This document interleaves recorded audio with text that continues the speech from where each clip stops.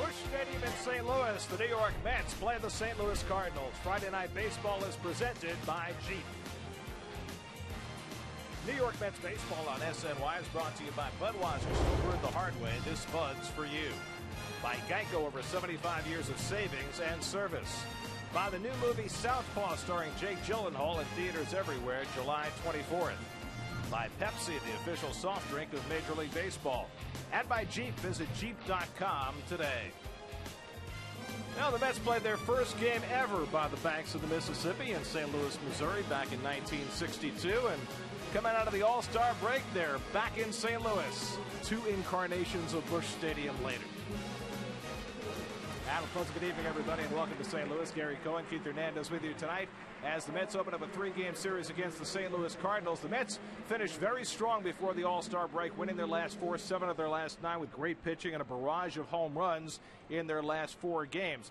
They start the second half of the year with a gauntlet to go through. 10 straight games against first-place teams, 3 here in St. Louis, 3 in Washington, and then 4 at home against Los Angeles. Well, the schedulers couldn't have figured this one out better. This is what it's all about here. You got the second half of the season beginning, 73 games left in the season, and you open up against 3 first-place teams, all 3 divisions. All 3 teams are pretty much banged up offensively. The Mets have always are banged up offensively, have had trouble scoring. Same thing with the Cardinals. They get Matt Holliday back tonight. That's a big lift for them, the all-star left fielder, but they have been struggling offensively and scoring, but they also have the best pitching staff in the National League, the top ERA. And the Nationals, of course, have half their lineup out. The Dodgers, the Mets just beat them 2 out of 3 in L.A., so it's a doable task for the Mets. They continue to get great pitching. The offense continues to be a question mark. And tonight, coming out of the All-Star break, Michael Kadyr's knee is feeling fine, but he's not in the lineup. Kirk Neuenhuis, coming off his 3 home run game on Sunday, is. Well, they say that Kadir is going to be playing the next 2 games, but I think that what Terry Collins is doing is trying to find lightning in a bottle. Of course, Neuenhuis had that 3 home run game, the final game before the All-Star break, hit the 3 home runs. Right before the break here, opposite field, he pulled one dead central. He's getting the start tonight. However, pitching is what it's all about, and both teams have pitching. The Nationals have pitching, the Dodgers have pitching, and I think you're going to find out after these 10 games, Gary, you're going to be 4 games before the trading deadline. What happens, what transpires in these next 10 ball games is going to decide what Sandy Alderson's going to do. And the Mets gave a demonstration of their pitching on Tuesday in the All-Star game in Cincinnati. Jacob deGrom had an inning the likes of which nobody had seen in a long, long time. Well, 10 pitches. See you later, striking out the side. And he said he was nervous and he was throwing extra hard. He only had 1 inning and 98 miles an hour on the gun. You see the paint. We have seen this. The nation hadn't seen this. Now they know that Jacob deGrom, what kind of pitcher he is, as he just tore right through the 3 hitters in this American League All-Star lineup. And when he came into the clubhouse today here in St. Louis, he got a standing ovation from his teammates for that effort on Tuesday. Now the gauntlet gets passed to Noah Syndergaard, who comes off a 13 strikeout performance against Arizona his last time out. 3rd double-digit strikeout performance from Syndergaard in his first 11 starts. He becomes just behind Doc, who had 4 in his first 11 starts. But the most incredible thing about Syndergaard, and I thought his last start was his finest, is he's only got 14 walks, Gary, in 66 2/3. He's very, very polished. The Cardinals' rotation is not as overpowering as the Mets, but Lance Lynn, despite that last outing, has had a terrific season. Well, Lance Lynn has been a very big stalwart of this rotation for more than a few years. He's a strikeout guy, very tough on left-handers, doesn't give up home runs. However, he's only 1-3 lifetime against the Mets. The Mets beat him twice last year. So it's the Mets and Cardinals opening the second half of the season at Busch Stadium in St. Louis. Mets and Cardinals, all the action coming your way tonight right here on SNY.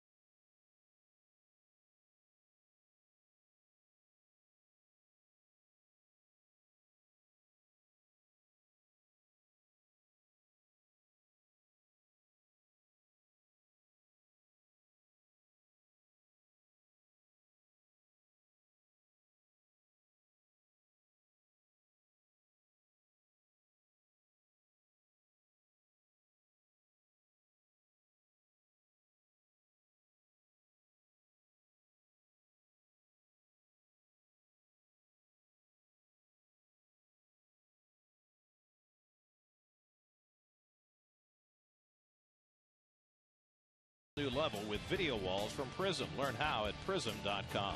By Jeep, visit jeep.com today. And by Meadowlands, Pace Night Saturday, July 18th. Go to playmeadowlands.com for more. Follow the Mets wherever you are with MLB.com at Bat, the #1 app for live baseball. At Bat is up to the moment at any moment with in-game highlights, look-ins, replay reviews, radio broadcasts, StatCast, and more. Get MLB.com at Bat for your smartphone or tablet. Now time for you to tweet your strongest fan photo. Use hashtag SNY DataStrongFan, and you might see yourself in an upcoming broadcast brought to you by T-Mobile. Well, before the game tonight, Steve Gelb's caught up with Terry Collins to talk about what's coming up with the Mets. Terry, All-Star break, always a nice time to reflect on things. How would you evaluate, now looking back, that first half of the season? Well, it was an up and down ride. We got off to such a great start, and then the injuries started to pile up, and then, we've had to fill in with a lot of young players who've done a remarkable job. And, we've got to get a couple of guys going, but for the most part, I thought it was a very positive first half. We sit here, 2 games out of first place, and, even though that's a little disappointing to us, getting off to the start, knowing that 2.5 weeks ago we had a 3-game lead, but it's where we are, and you know what, we're happy with it, and we're ready to move on.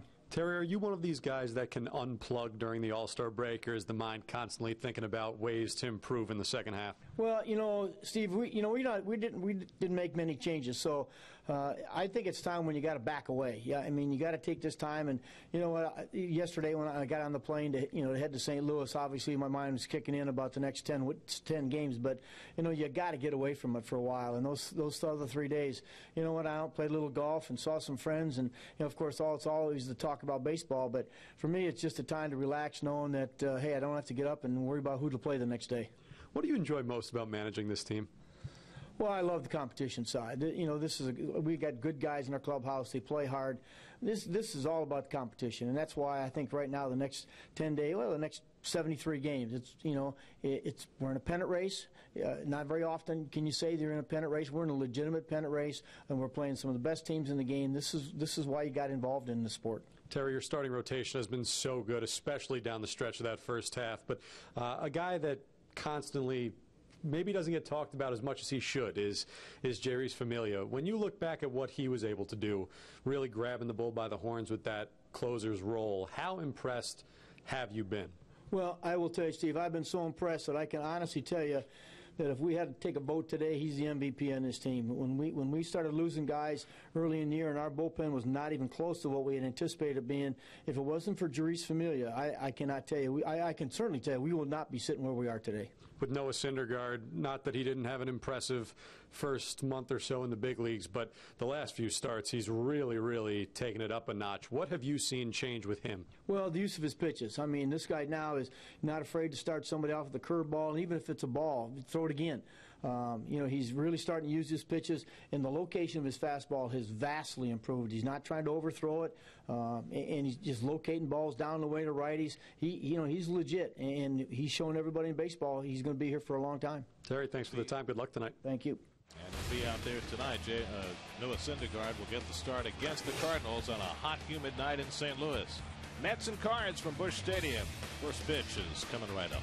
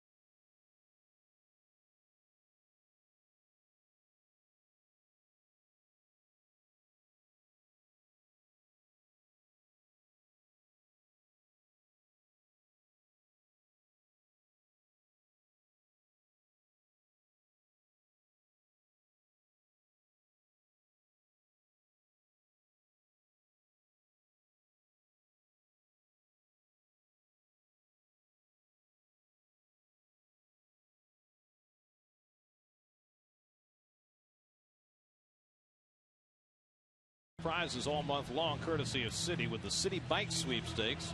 Check out Mets.com/Citi Bike Sweepstakes for official rules and details.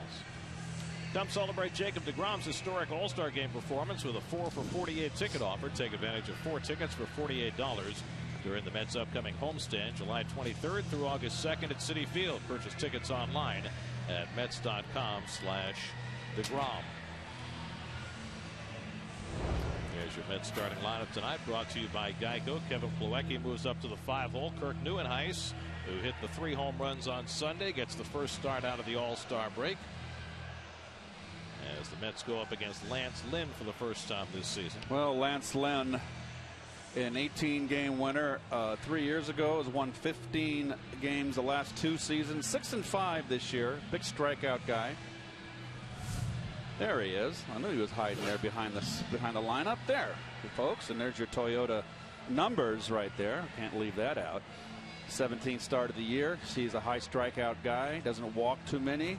Real tough on left-handers. Only given up 6 home runs this season. And of course, we'll take a look at the Coors Light Cardinals defense. Matt Holliday back from a month out with a quad. Jason Hayward, the 2-time Gold Glover, in right. Mark Reynolds has been filling in at first base. And Yadier Molina, of course, the great defensive catcher for the Cardinals. 7 Gold Gloves, 1 Platinum. Nice resume. Curtis Granderson will get things started for New York. Curtis went into the break cold, just 7 for his last 47. Granderson, Flores, and Murphy for the Mets. Mets won their last 4 before the break, 7 of their last 9. And they get started fresh after a 4-day break. And the Cardinals finished on a low note against the Pirates. First pitch from Lynn is outside, and we're underway. Granderson at 243 for the year. Lynn had been going great guns. His 5 starts before that start last Friday in Pittsburgh, 3-0, 0.85. But Cardinals had a lost weekend in Pittsburgh. And Granderson takes up and away, and it's 2-0. The Cardinals lost 3 of 4, and the last 2 games of that series, they had the lead in extra innings and lost both times. The Cardinals, in their entire history, had never had back-to-back games where they had the lead in extra innings and lost them both. That's how devastating that weekend was. There's a strike to Granderson, 2-1. And Kevin Segrist, their tough left-hander, coughed up 1, and Trevor Rosenthal, their closer, coughed up the other 2. They had leads in 3 of those games. They won the first game of the series. And Rosenthal took himself out of the All-Star game, saying his arm was a little sore. Now he's on the roster. He's available. He's out there shading his eyes with a towel. But just how sore that arm is and how much of an impediment it might be, nobody knows. Granderson hits one to deep right field. Back goes Hayward, takes a look, and it's out of here! Curtis Granderson, for the 5th time this year, leads off the game with a home run. Well, the Mets scored their last 15 runs before the All-Star break on home runs. Granderson didn't have a part in that, but he gets a big part in getting the Mets started after the break.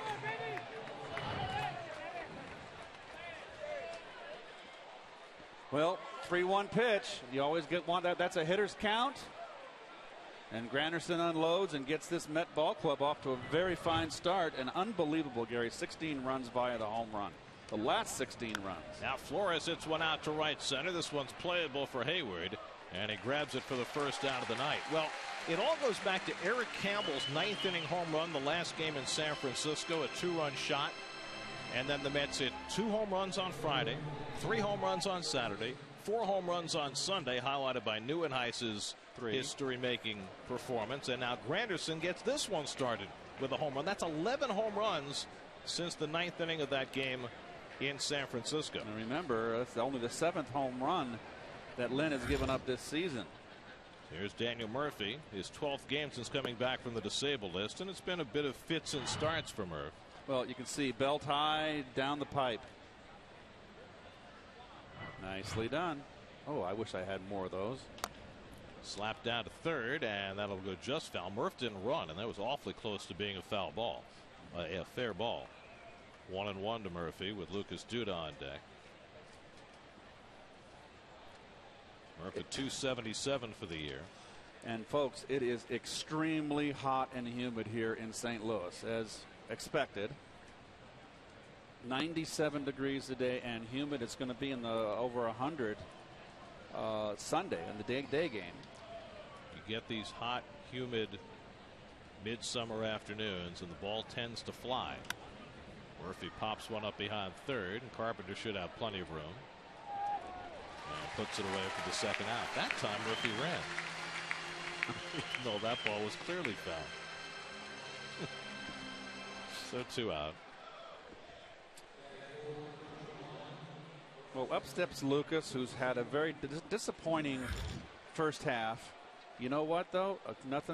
No better remedy than a great second half, and everybody will forget about the first half. I was glad to hear that Lucas went down to Florida for the 4 games just to get away and clear his head. I think it was a great idea.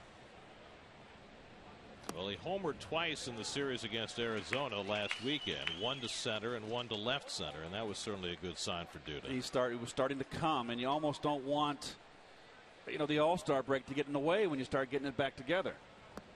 And there again, what's new? Lynn throwing changeups. They're going to continue with that with Lucas, which is rare for Lynn, who's something of a younger version of Bartolo Colon. He's thrown his fastball 84% of the time this year. And Duda drives one to left field. Holiday takes a couple of steps back and makes the grab to retire the side. Lucas hit that ball hard, but Granderson hit it even harder over the Cardinals bullpen for his 14th home run of the year. And the Mets getting the long ball parade started again. Give Noah Syndergaard a 1-0 lead.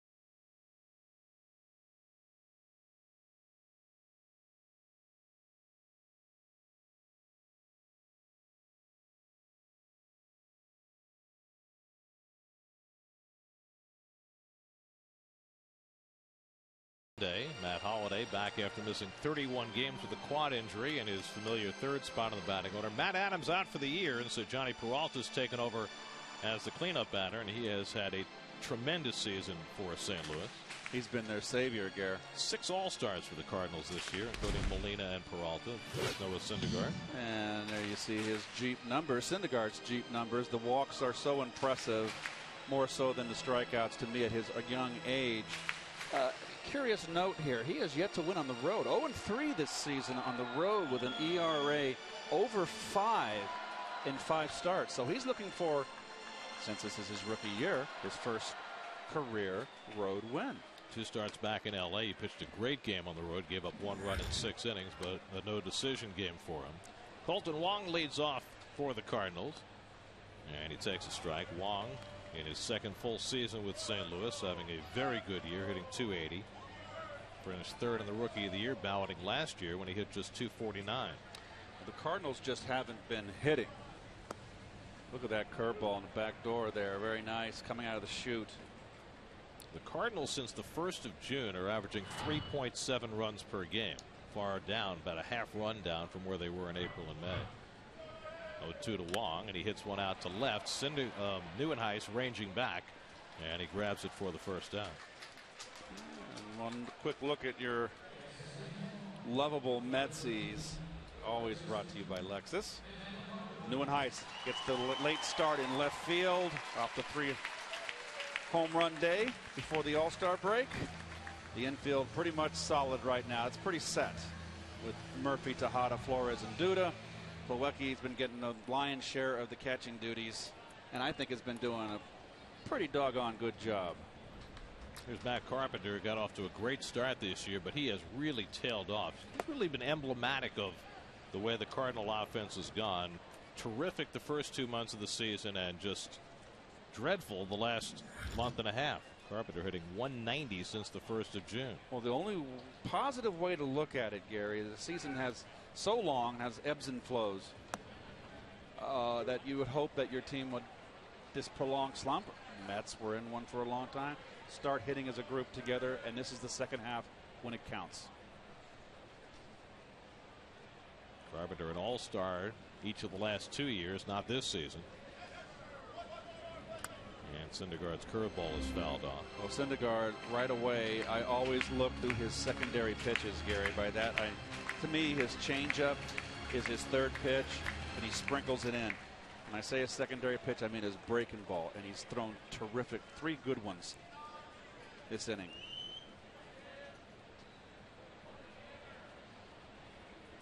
And Carpenter watches the fastball inside. First pitch out of the strike zone for Syndergaard. You know, when you come out of the All-Star break, teams have a chance to rejigger their rotation, and so often you get a veteran pitcher working the first game out of the break.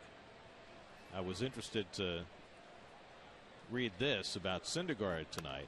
He is the first rookie to start the first game out of the All-Star break for the Mets since 1984. Our colleague, when a rookie named Ron Darling started the first game out of the break.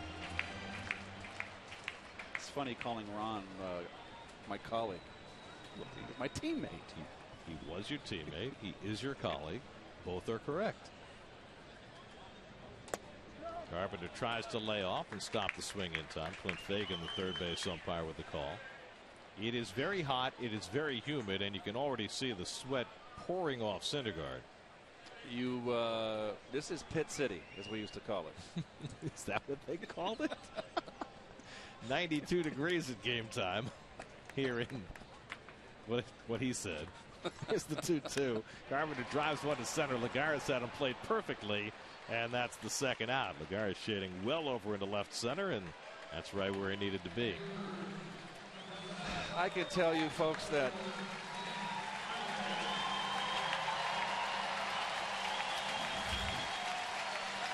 there's a nice round of applause for Matt Holliday, who's missed the better part of a month with the quad injury and was having a really terrific season, Gary. Hitting 300, on base percentage 417. Remember, he reached base in his first 45 games this season. The Mets finally stopped that streak in May. There's a strike. Well, he's a professional hitter, batting champion up at Colorado. Lifetime .307 hitter, 274 home runs in his 12 seasons. And he drives one in the air to left center field, but playable for Neuenhuis. And he hurries over to the warning track to make the catch. The ball might have fooled him a bit, but Neuenhuis stays with it. 3 fly ball outs for Syndergaard and a 1-0 lead.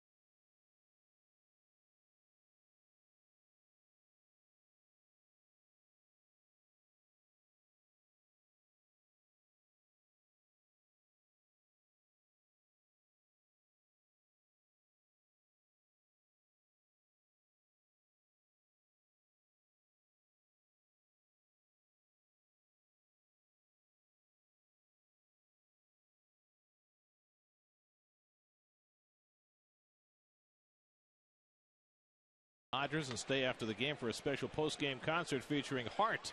Post-game concert is included in the price of your ticket, and it's all presented by Pepsi. Tickets online at Mets.com/concerts. Kevin Plawecki, hitting 5th in the order, takes a strike. Plawecki has now started the majority of the games behind the plate for the Mets this year, with the multiple absences of Travis d'Arnaud. And Plawecki quickly behind on the count 0-2. d'Arnaud has begun to do some baseball activities, some swinging, some catching, coming off the elbow injury, but he's still a few weeks away. And Plawecki down on 3 pitches. Good sinker by Lynn for his first strikeout. Pretty good pitch right there. Tough to lay off. Quick work. 3 pitches. Lance Lynn is a guy who won a lot of games early in his career. He won 18 games his first full season as a starter, but he was always the guy the Cardinals scored for. Now it's going the other way for him. They don't score for him as much, but he's a better pitcher. His ERA is at 2.9 this year. Never been that good before. Here's Neuenhuis, who takes a half swing. Well, Lynn's a big guy, 6'5", 240, 28 years of age, University of Mississippi. First-round pick for the Cardinals. Neuenhuis, first game after his historic performance on Sunday. 3 home runs in his first 3 at-bats. First Met ever to accomplish that in a home game. Now this is you're gonna love this. Every other franchise that had at least one player hit 3 home runs in a home game before Sunday. Mets were the last of the current teams to do that. Mets are in their 54th season. But the 54 years from the start of the franchise till the first 3 home run game in a home game is not the longest in Major League history. The Pittsburgh Pirates went 61 years before they had a player hit 3 home runs in a home game, and I bet you know who finally did it in 1947. I bet you it was our old colleague, Mr. Kiner. Yes, it was. The greatest. I miss Ralph, don't you? Every day. Strike 3 called. Back-to-back strikeouts for Lynn to start the second inning. Pitching Neuenhuis a lot more carefully here. Couple change-ups, popped him the fastball in, then gets him on a fastball away. So 2 out and nobody on. Lynn's retired 5 in a row since Granderson's leadoff home run. And now Ruben Tejada hitting 7th in the order, with the pitcher Syndergaard hitting 8th. Ruben at 237. Well, Keith mentioned it when we showed the Mets defense, that things have solidified, and I think that's a good word for it, because since the Mets went to their new infield configuration, since Murphy got back from the disabled list, all of a sudden the infield defense isn't a problem anymore, and it had been a big problem for this team for the first 3 months of the season. Well, we've noted that Flores is a second baseman by trade, his best position. He goes to his right much better than his left. Turns a nice double play, and Tejada's got above average range and plays a very good shortstop. And of course you got Murphy over at third base, which is really his best position. But to me, you can throw Murphy out of it. It's always strength up the middle. You've got to be able to turn the double play, and they're doing it now with Flores at second base. Hit toward the hole, and that'll sneak through for a base hit. So Tejada behind in the count, goes the other way for a 2-out single.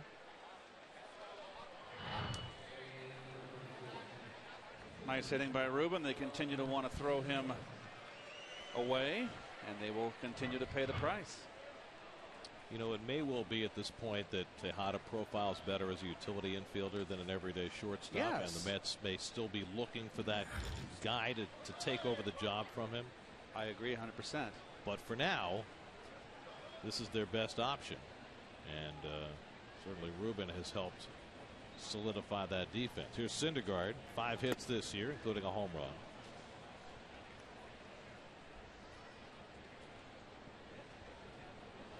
Mets pitching staff has gotten so much deserved attention for their young arms. They're feeding off one another. But it's the hitting thing that has been the most stunning. Yes, they got some hitters. Got some little leaguers out there.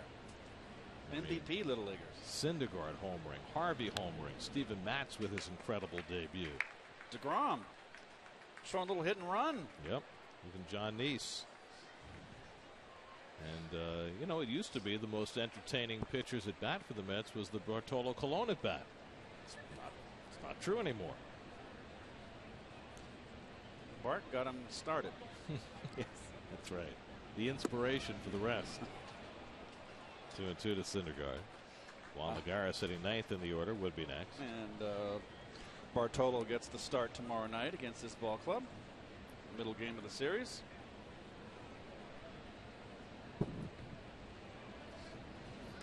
Syndergaard down on strikes, so Lynn fans 3 in the inning. And Noah will head back to the mound to do what he does best with a 1-0 lead.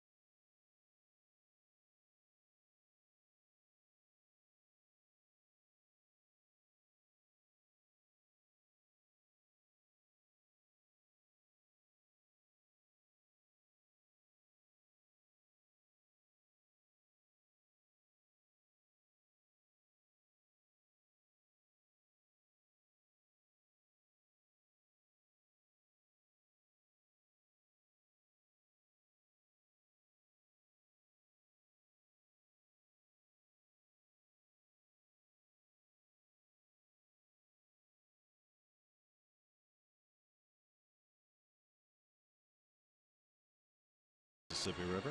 Gateway to the West. An engineering marvel. Here it is, looming above the right field fence here in St. Louis as Noah Syndergaard gets set to face the Cardinals in the bottom of the second. Were you surprised, Gary, as far as the the Fab Four, whatever the MLB called for all the organizations, that Ralph wasn't on the Pirate list? I was surprised about a lot of things. I was certainly surprised about the Mets list as well. I was very happy for you that you were part of the franchise four, but it's hard to have a Mets franchise four that ignores Dwight Gooden and Darryl Strawberry. I'm very much inclined to believe to agree with you. I knew in advance who the four were, so I was a bit surprised. I mean, it was a pretty special decade right there in the 80s. Yep. So, two pretty special players. You know, I think it's one of the nice things about having a promotion like that is that it sparks conversations. I think every franchise and the fans of every franchise would probably have quibbles about the four that were selected, but anytime there's, you know, a finite number, somebody gets left out. Well, I think what I like about it is that, to me, there are so many people today that don't have a sense of the history of the game. And I'm talking about the players, too. And in an information age where at a touch of a dial, you're within seconds of finding out anything you want about anybody that's played this game. And so many people ignorant of the past. So I applaud them, MLB. Syndergaard just misses inside to Johnny Peralta. Peralta has been the offensive linchpin for the Cardinals the first half of the year. 298, 13 homers, 46 driven in. Made his third All-Star game this year. Syndergaard takes care of him with a high fastball for his first strikeout of the night. I like it when he goes up and out of the strike zone with that high gas. Can't catch up to it. It's very tantalizing, that pitch just above the letters. It's hard to lay off. You got a big power hitter and Peralta, who's got a little bit of an uppercut. That's a very effective pitch. Now Jason Hayward. And the former Brave fouls one off, 0-1. It was interesting. The Cardinals, with all their tradition, I thought had 4 great choices for their Fab Four, and that was, of course, Gibson, Brock, Musial. But I love the fact that Roger Hornsby was voted in. But you can certainly make the argument that where's Albert Pujols on that list? Agreed. You got Brock with 3,000 hits, that broke Ty Cobb's record. Gibson, of course, we know all about him. Musial, one of the greatest players ever to play the game. Rogers Hornsby, one of the greatest hitters ever to play the game. That's where you run into trouble, right? How do you differentiate? Right. 0-2 to Hayward, and he fouls back the fastball. I mean, you could have had 5, added a 5th. That would be the franchise 5, not the franchise 4, because they were trying to do the Mount Rushmore, right? Yes. For towering figures. I don't think they have room for a 5th on Rushmore. Changeup from Syndergaard is down 1-2. Hayward, in his first year in St. Louis, playing pretty much the same way he did in Atlanta. Still wearing that face protector, Gary, when he got hit by John Neese. John Neese, that's right. It was 2 years ago. By the way, Hayward's old team, the Braves, today awarded Freddie Gonzalez a contract extension. I think Freddie's a terrific manager. They think very highly of him there. They wouldn't have given him an extension. I think a lot of people expected the Braves to be down on the bottom of the division with the Phillies this year, and they've done a great job of overachieving. And that's all kudos to Freddie. Flores throws out Hayward for the second out. What they've done in Atlanta is completely revamp the way they approach their offense. Yes. And it's really paid dividends for them. And I think it will pay more dividends down the road. Here's Yadier Molina with 2 out and nobody on. Molina named to his 7th straight All-Star team. Had a base hit in the All-Star game on Tuesday.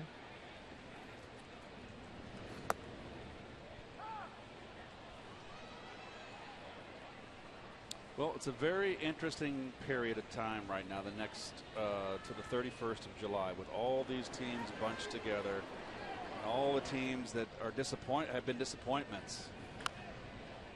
What the heck's going to happen? What's San Diego going to do? It's so difficult because now with the second wild card, it requires a real admission that you're not going to make it, even though the numbers might say that you still have a chance. Right, that second wild card is so tantalizing. There are so few teams that are completely out of it. So who breaks down and who goes for it? It's a tough call these next couple of weeks. 6 up and 6 down for Syndergaard to start his night. Here's Stan Musial. He'd be on the franchise 1. Forget 4. Not a bad swing.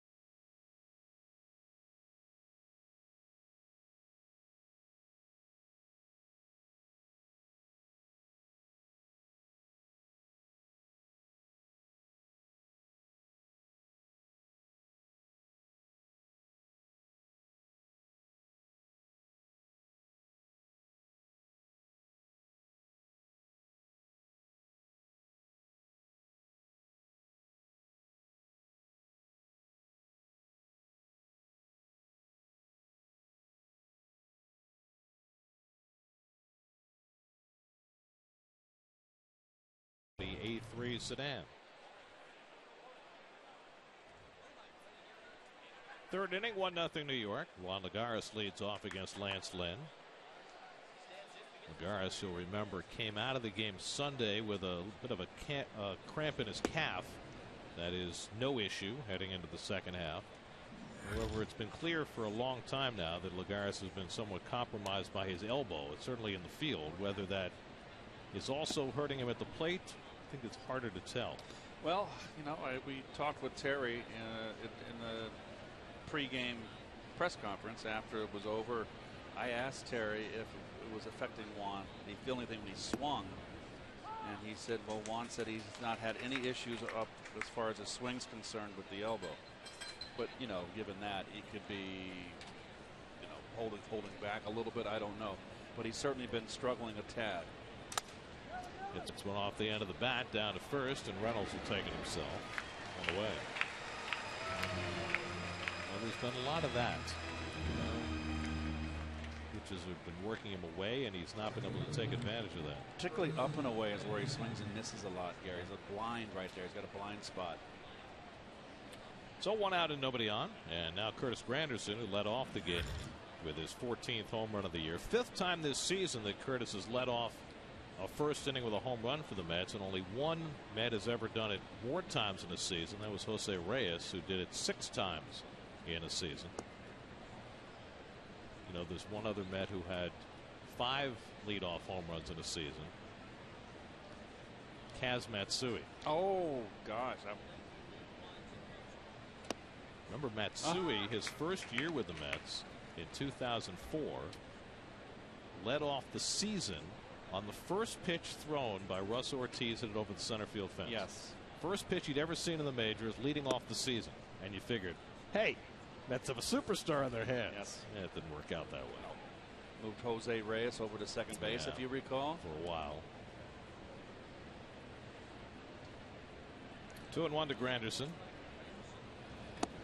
And for the second straight time, Lynn falls behind Curtis 3-1, looking a little perturbed. As Keith mentioned earlier, Lynn does not give up many home runs. That was only the 7th he's allowed this year in 98 innings. Wilmer Flores on deck.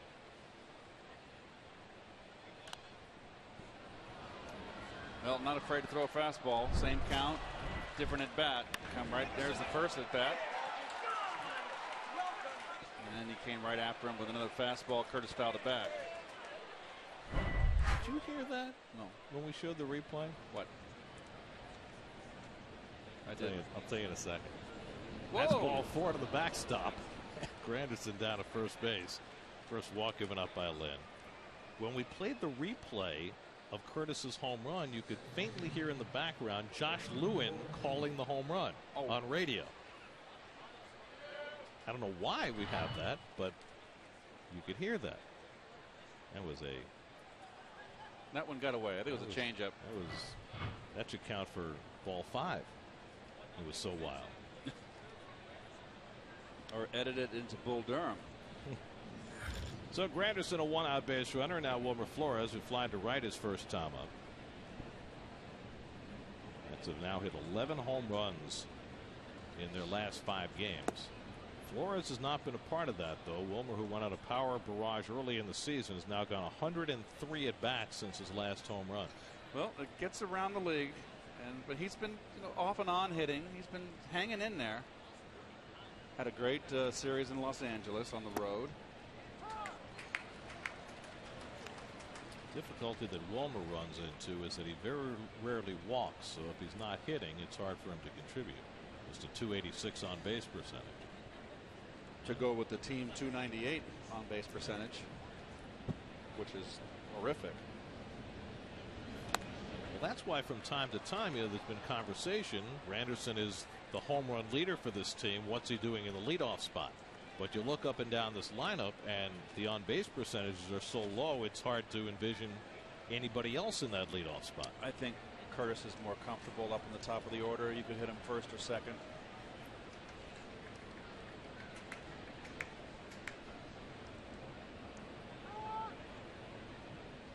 The Mets won a championship one time with a home run hitter hitting leadoff.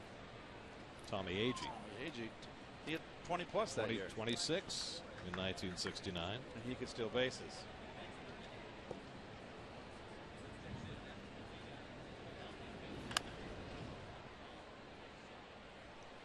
And that was a Mets team that did not have much power at all. That was, to me, in my lifetime, one of the most incredible upsets in baseball. Beating the powerful, the mighty O's. Well, just the fact that they won 100 games that year after finishing 9th or 10th every previous year of their existence. Just to get there was amazing enough. Double play ball, but booted by Wong, and he'll have to settle for the out at first. Yeah, they would have had a pretty good chance to turn 2 had Wong handled that cleanly, but instead Granderson's on second with 2 out. It happens so much that you rush the pivot. You know you can't take your time to get the double play, and you rush it and you drop it. And that just was took his eye off the ball, and then big clank. And Wong's had a kind of an inconsistent year in the field this year, and that's emblematic of that. So the Mets have a runner in scoring position with 2 out. Daniel Murphy, the batter. Murph fouled out to third base his first time up. See, my feeling on a play like that as an infielder is you've got the 3 and 4 hitters coming up, and it really doesn't matter who's coming up. You make sure of one. You get that lead runner. You keep that runner out of scoring position on second base.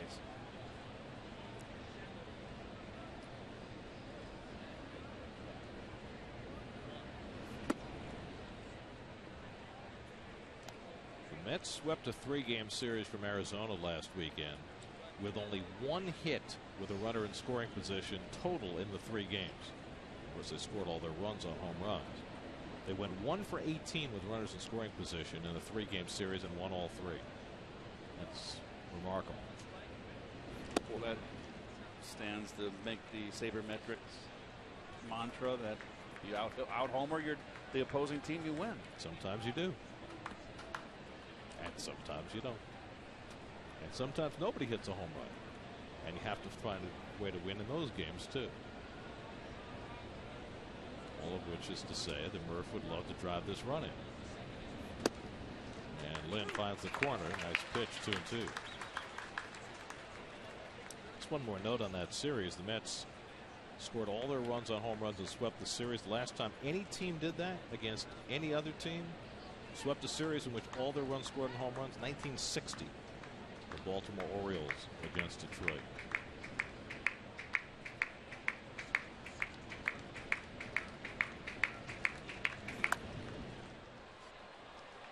And it's just the vagaries of the game, right? The Mets had a 9-game stretch where they didn't hit a single home run, 414 plate appearances without a home run, and now all of a sudden they're coming in buckets. Open the spigot. That makes Campbell the spigot opener. Yes. Full Campbell suit.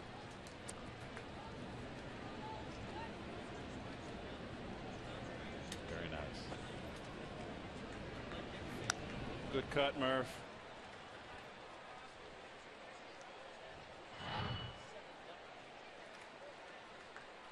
Two strikes, good cut, right on it, just under it.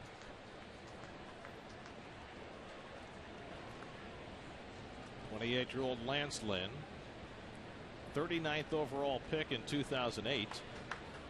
Noah Syndergaard was the 38th overall pick in 2010. So they're right about from the same part of the draft. 2-2. Down to first base, comes up to Reynolds. He has trouble with it, but recovers in time to get the out. Side retired. Still 1-0 New York in the third.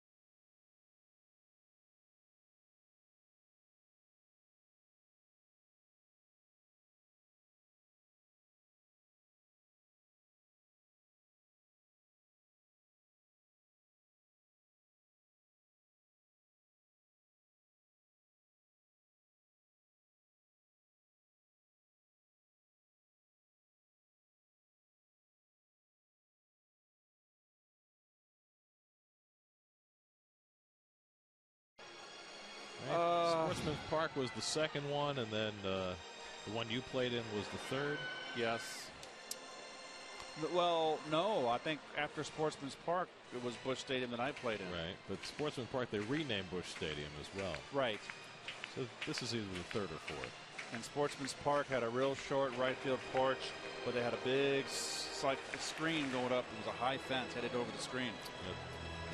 Last year there was 65 or 66, and then they moved into the Busch Stadium where you that's played. right. 64 World Series was in Sportsman's Park. Yep.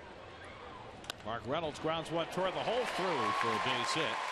The first Cardinal base runner of the night. So after Syndergaard had retired the first 6, Reynolds a first pitch base hit to start the third. Sunday on Jets Nation, get a preview of the top position battles to watch in camp, plus more from Janae's exclusive visit with Darrelle Revis in Arizona.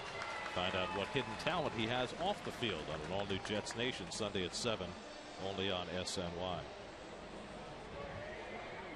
Here's Randall Grichuk hitting 8th in the order. Grichuk had been filling in mostly in left field with Holiday out, playing center field tonight. Recall the series Grichuk had at Citi Field back in May. First game of the series, the Mets beat the Cardinals in 14 innings, and Grichuk went 0 for 6 with 5 strikeouts. And then the next 2 days put on a show with 5 extra base hits, all manner of great plays in the outfield.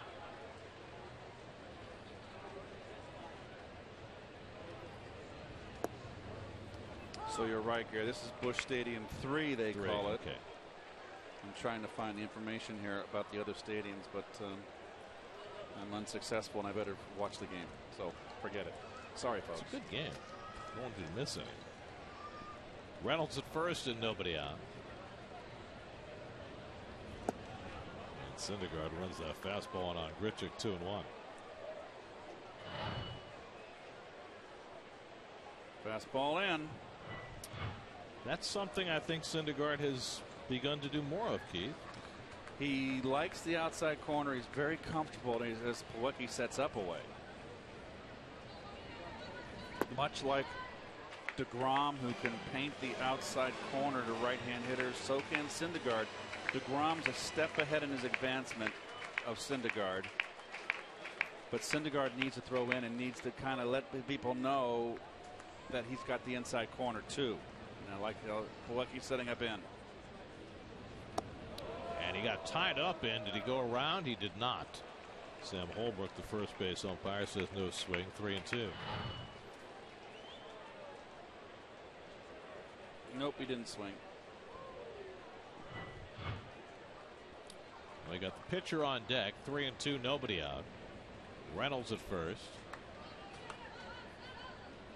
He's going. Grichuk takes low and away, and now the Cardinals have 2 men on. So Syndergaard issues his first walk of the night. And the Cardinals have their first threat going with the pitcher Lynn, who's not a very good hitter, but a very good bunter coming up. He's actually having a pretty good year with the bat by his standard. You see a lifetime 0.87. This year he's got 6 hits, 4 sacrifices. We'll see how the Mets play it. Probably play it straight. Too early in the game with a runner on first base to put a wheel play on and expose your the left side of the infield. It'd be a straight play here. I'd be very shocked.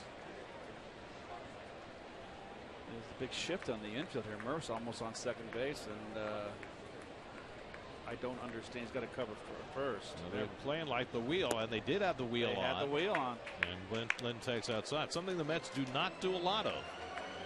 See, I don't think that the whole idea of the wheel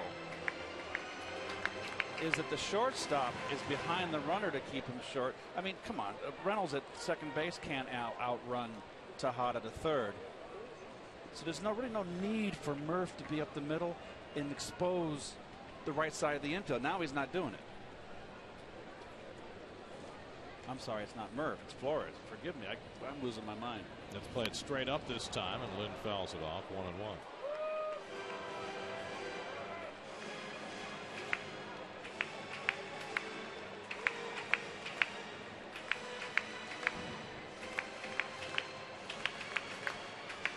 Bolton Wong, the leadoff hitter, waiting on deck.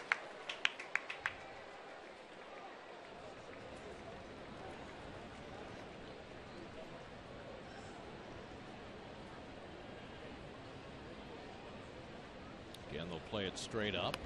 And Lynn again fouls it back. So the Mets played the wheel the first pitch and then went back to the conventional bunt defense, and now 2 strikes on the hitter. Well, now with 2 strikes, that bunt's still going to be on, but you can't put any plays. You got to play it straight because he may let the pitcher hit. It's his job to get the runner over here. Lucas, come on in. Come on in, Lucas. Lynn making like a hitter. Now he squares. And he bunts it. Duda thought about third. Takes the shore out. So the sacrifice successful on the third try for Lynn. 3-4, moving the runners up. Well, he had a shot at third base. There's no question. If he come up throwing, got the lead runner. Ball bunted very hard. He had him.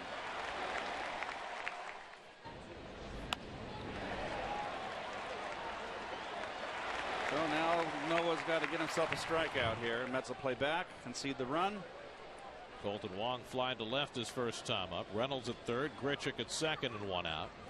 And Wong swings and misses at the fastball. Wong's another one of those guys that drops his back shoulder, and he's really not a home run hitter. He's got 9 home runs. Okay, fine. What do you want from Wong? You want him to get on base. He's a fast guy. The home runs are just extra if they come. He needs to hit line drives. 343 on base percentage. And he fouls one back, and Syndergaard, who could use a strikeout, gets ahead 0-2. Noah comes off a start in which he struck out 13, which is the most for any rookie in the majors this year, and the most by a Mets rookie since Doc Gooden. Only 1 strikeout so far tonight. Ahead on Wong, 0-2. Good pitch. I like that with 2 strikes.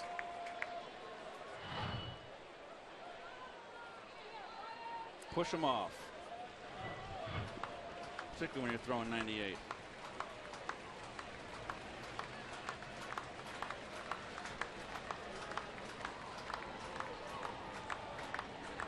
One, 2. Line caught. 2 out. Well, he tomahawked that one. And that was a rip. The Mets catch a break.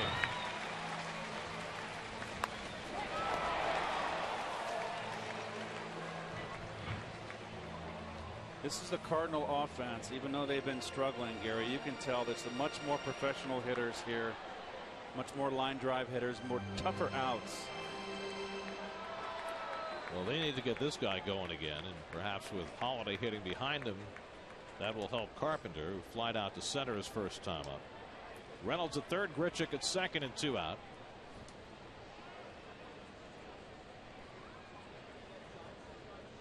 And Carpenter takes a curveball for a strike. That's a good one to take, huh? Down and in. Look at this. No, I don't think I'm going to swing at that. Well, you could. No, but you wouldn't do much good with it. I think you just spit on it, and I'm 0-1, and then let's go. Let's try it again. So impressive, this young man here.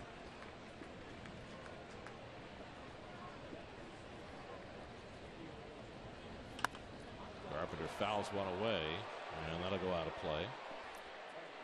And again, Syndergaard ahead 0-2. It feels like he's been 0-2 all night. They're the league leaders with runners in scoring position, with Carpenter in the top 5. Presented by DraftKings. Play daily fantasy baseball for free on DraftKings.com. Enter promo code NYM for free entry. Mets can only hope they do as well against Carpenter as they did against Paul Goldschmidt in that last series.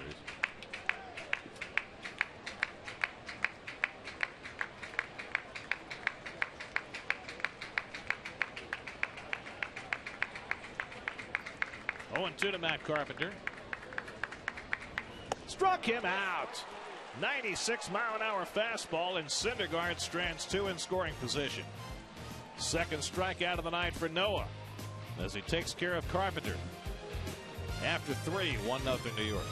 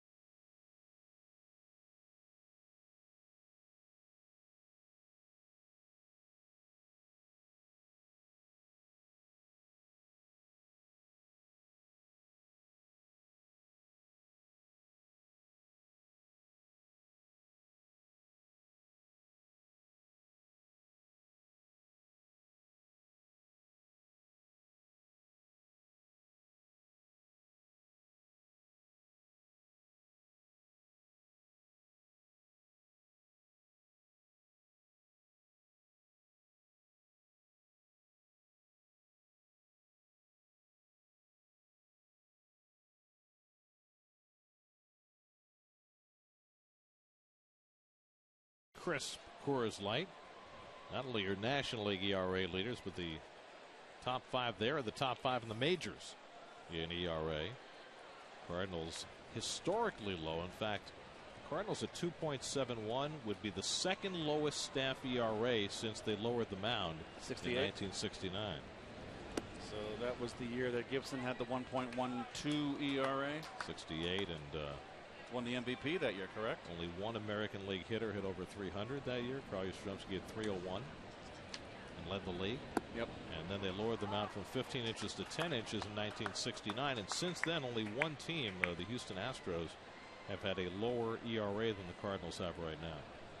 So they are pitching extraordinarily well, despite the fact that, you look at the Mets staff, and the Mets have 4 of the 15 hardest throwing starters by average fastball velocity in the majors. Cardinals don't have that. I mean, they've got Carlos Martinez, who is on that list, but most of them are more craftsmen, like Lynn, like John Lackey, Michael Wacha. Swing and a miss, and Lynn takes care of Duda for his 4th strikeout. Well, this has been Lucas's trouble. It's been dropping that back shoulder and getting under everything. I got the K Club up there, I guess. You don't have to throw blazing hard. Now, the Mets starters that are on that list are really flamethrowers, as we used to say. Milwaukee hits one off the end of the bat foul. 91, I've always said 90-91's plenty. It's not much time for the hitter to think. If you got good secondary pitches, you can win. There's no doubt about it. But you'd rather have 98 than 91, wouldn't you? If you can locate it as well. If you got a good secondary pitch, and those are the great ones. If you're just a fastball pitcher and a mediocre breaking ball, big league guys can hit fastballs. Hayward moves over to catch Plawecki's line drive, 2 out. Mike Scott, that was his problem early in his career with the Mets. He threw as hard as anybody, but he had a lousy breaking ball, and he didn't become the pitcher he became until he got the split finger. And it gave him a great secondary pitch. That's all he was a 2-pitch pitcher. He never threw hard. He threw a slider. Plus, he had that, whatever he had, that file or sandpaper, or who knows what it was. Belt buckle. Chicken scratch on every ball. Here's Neuenhuis, who took a call 3rd strike his first time up.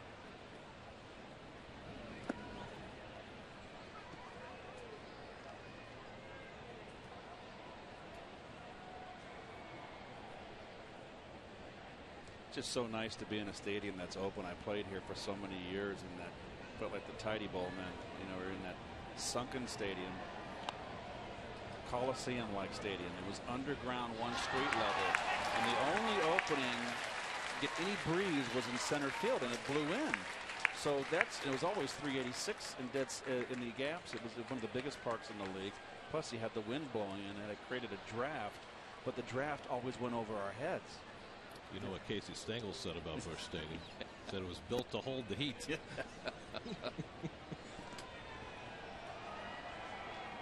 They used to put the thermometer on the AstroTurf there and measure 140. 148 one day. That was the highest when I played there. And they never did it when we played. It was always when NBC came in. Back then was the game of the week. It was a day game. They'd put the thermometer down because obviously for information for the nation and for dramatic purposes. Yes. Lynn behind on Neuenhuis, 3-1, and he takes a big hack. The more you think about what Neuenhuis did on Sunday, the more you realize it's one of the most remarkable things that has ever happened. Guy hitting 106 with no home runs, hits 3 home runs in a game. Jettisoned by 2 ball clubs. I mean, it's crazy. And he goes down looking for the second time tonight. 5 strikeouts in the first 4 innings for Lance Lynn. Mets with a 1-0 lead in the 4th.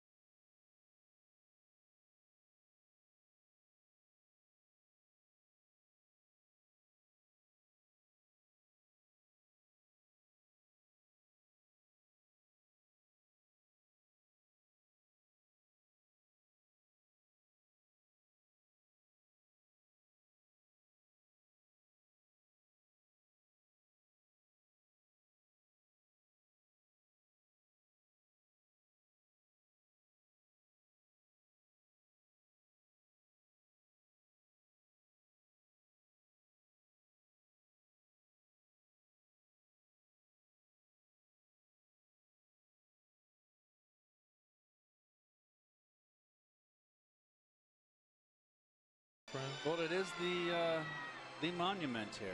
I mean, we could show something else that denotes St. Louis, like some toasted ravioli, couldn't we? You've ever had toasted ravioli? St. Louis I lived here I played here 8.5 years. They're the peepholes up in the arch. You can go up in the arch and look down. It's a mechanical genius that put that together, and it does sway in the wind, folks, when you're on top. You can feel the swaying. Matt Holliday pops up the first pitch at the bottom of the fourth. And Wilmer Flores grabs it. 1 pitch and 1 out for Noah Syndergaard. As we check in with Steve Gelb. Steve? Well, guys, you were talking about the unlikelihood that Kirk Neuenhuis would hit those 3 home runs the way he did on Sunday. And speaking with Neuenhuis, he called that day, that moment, a surreal day in what has been an absolutely surreal season for him. He actually admitted that after getting DFA'd by the Angels, he started questioning his future in Major League Baseball. He said he never questioned his own abilities, but did question whether this was what God intended for him. That's the way he was thinking about things. Actually credited a conversation he had a few days after being DFA'd with an old college trainer who said, don't think of it that way. Think of this as maybe God trying to rearrange your priorities. Neuenhuis liked what he heard in regards to that, said that he was focusing way too much and putting way too much pressure on himself with every at-bat. That bled into other parts of his life. So now the 2 things that he has taken out of his up-and-down season, to say the least: 1, remember, baseball's just a game, but 2, it's a game that he so dearly loves, and one that now he really doesn't take for granted any day he's out here. Well, that's interesting, Steve. I struggled early in my career, and it's remember, it's something you aspired to as a young kid. Peralta hits it hard, but just foul. And you get to the big leagues, and you struggle, and you get. I mean, I was never released or DFA'd, but I was sent down, and it can spill into your life when you're a young guy. There's a lot of angst, and angst is not the right word. I don't want to say pressure, just tension that builds day in, day out. Broken back grounder. Murphy has to ignore the barrel. Does so and throws out Peralta. Nice concentration by Murph with the barrel of the bat sailing by him. Well, Peralta's got a long swing, and with the 98-mile-an-hour fastball, this is what I'd pound him inside like that and just saw him in 2, which is what happened. How hard is that, Keith, when that barrel is sailing by you, to keep your concentration on the ball? It happens more in today's game because they use lighter bats. But you'd be surprised, the one that scares you the most is the one that is going head over heels on the ground. Right. Because that one kicks up and goes from the top of the barrel to the spike part. The one in the air, you have time to look at it and get away from it. You really do. I saw the Mets lose a game in St. Louis in the old ballpark.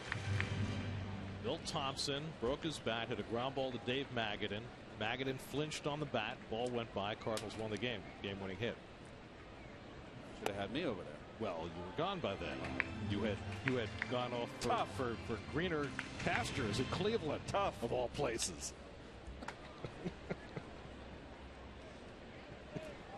Had you been there, I'm sure you would have had it all the way.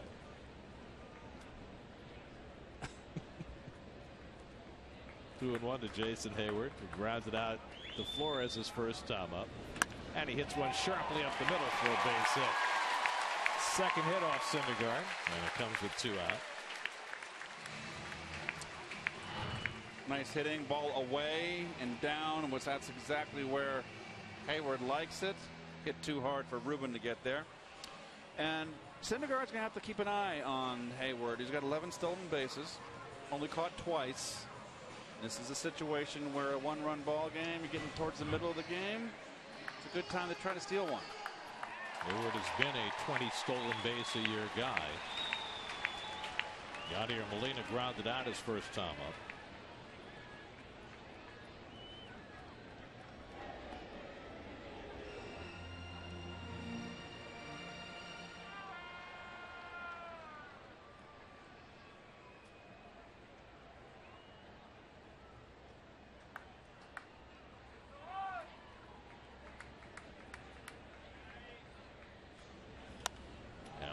fouls off the fastball.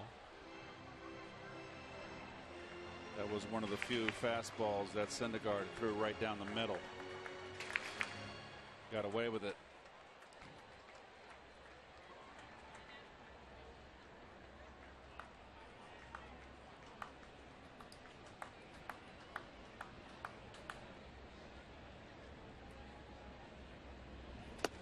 Despite his notch in Mets history for the home run he hit in Game 7 in '06, Molina's never been a big home run hitter, and this year only 2 home runs. He didn't hit one until the middle of June this year. But he has been a high average hitter, lifetime .284, and always dangerous. His value goes beyond his offense. He's a guy that plays both sides of the field. Such a important part of the pitching staff. There's no reason why this staff, they're good, but the #1 ERA, it's a lot that has to do with who's calling the game behind the plate. There goes Hayward. Molina hits one out to right center. Lagares eases over, and that retires the side. So a hit and 1 left. We're through 4 in St. Louis. Syndergaard and the Mets leading 1-0.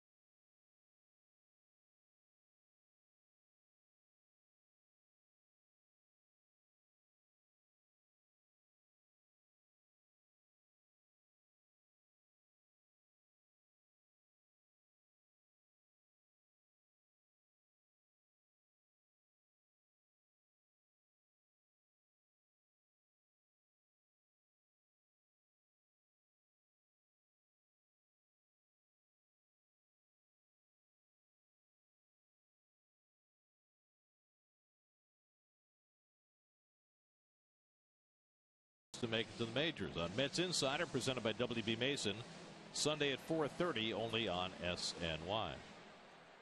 Here's tonight's T-Mobile Data Strong fan photo of the game. Tweet your strongest fan photo to hashtag SNY Data Strong Fan, and you could see yourself on an upcoming broadcast. Hi guys. #1. You ever wear a foam finger? No. Never did. Got to get you a foam finger. I used to wear a glove. No. But on the other hand, you could wear a foam finger. I'll pass. Just one photograph. That's all we need. Give me a pom-pom. That even better. I'll give Ronnie the foam finger. Ruben Tejada had a base hit to right field his first time up. Tejada, Syndergaard, and Lagares 7, 8, and 9 in the Mets batting order against Lance Lynn, who gave up a leadoff home run to Curtis Granderson, and little after that. Mets have had just the 2 hits. And Tejada hits one out to right. And Hayward eases back to get it. 1 away. 6 in a row retired by Lynn. So the Mets are chasing the Nationals in the National League East, 2 games behind going into play tonight. The Nationals are opening up their second half at home against the Dodgers. And the lights went out. A bank of lights went out in Washington, and they're in a delay in the 4th inning with the Dodgers up 2-1. And they've been waiting almost an hour now to try and get that game restarted. Noah Syndergaard takes a strike. They all start almost getting to the point where you're getting close to scoreboard watching. Still a little ways to go. And don't think the players, when it gets down to the stretch run, which I think always begins in the middle of August, the last 6 weeks of the season, that's when you go to the whip. See, I think they're always watching. I mean, especially with Syndergaard striking out, 6 strikeouts for Lynn, 2 out of the inning, especially the guys who aren't in the game. They're looking up at that scoreboard, sure. right? Yep. Seeing, oh, this is the team that we're trying to catch, and there's the team that we're trying to catch for the wild card. Watch the scoreboard more when you're on the West Coast, because the teams that there was 2 divisions back then, and even with the 3 now, you can, the other teams are done playing. Right. When you start your game, and you either it's a double-edged sword. We got to win to stay keep pace, or we got a chance to pick up a game. The scoreboard watching in any way distract you from what you're trying to do? No, definitely not. Because whether they won or lost, you still have to win. Correct. It's slowly, and Carpenter makes the play on Lagares. 8 in a row retired by Lance Lynn. We're halfway through in a well-pitched game. 1-0 Mets.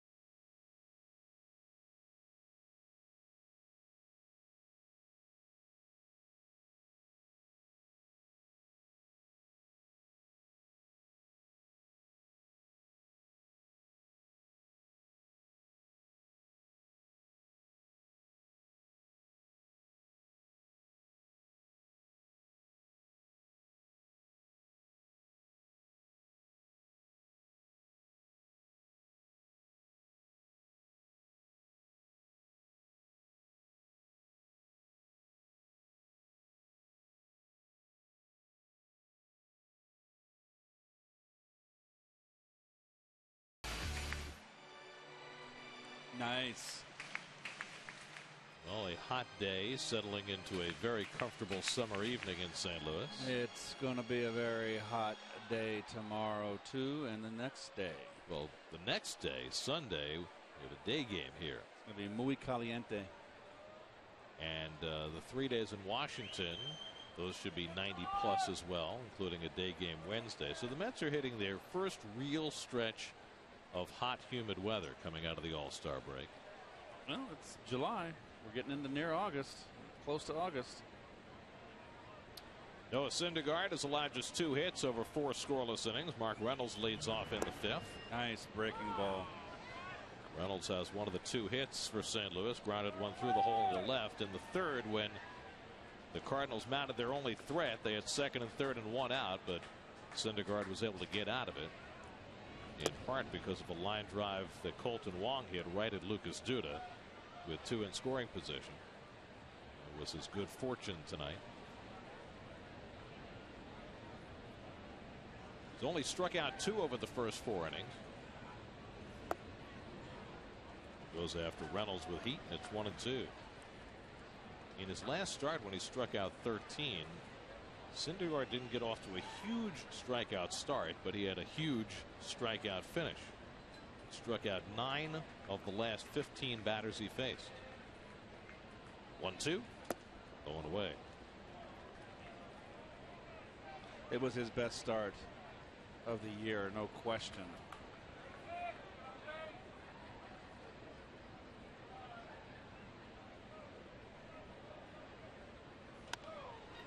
Popped up. Duda waiting for it to come down, and he grabs it in fair territory. 1 away. Uh-oh.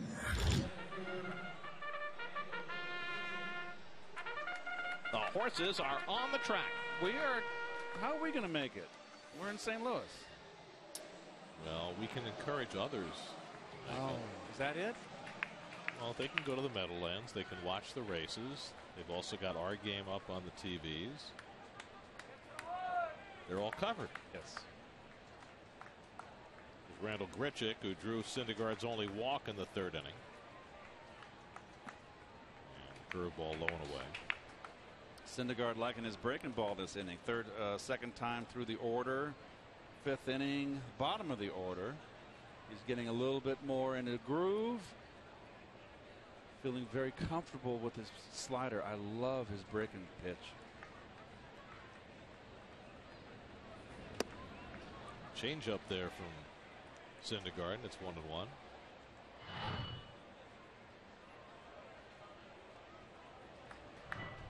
See him throw many changeups to right-hand batters.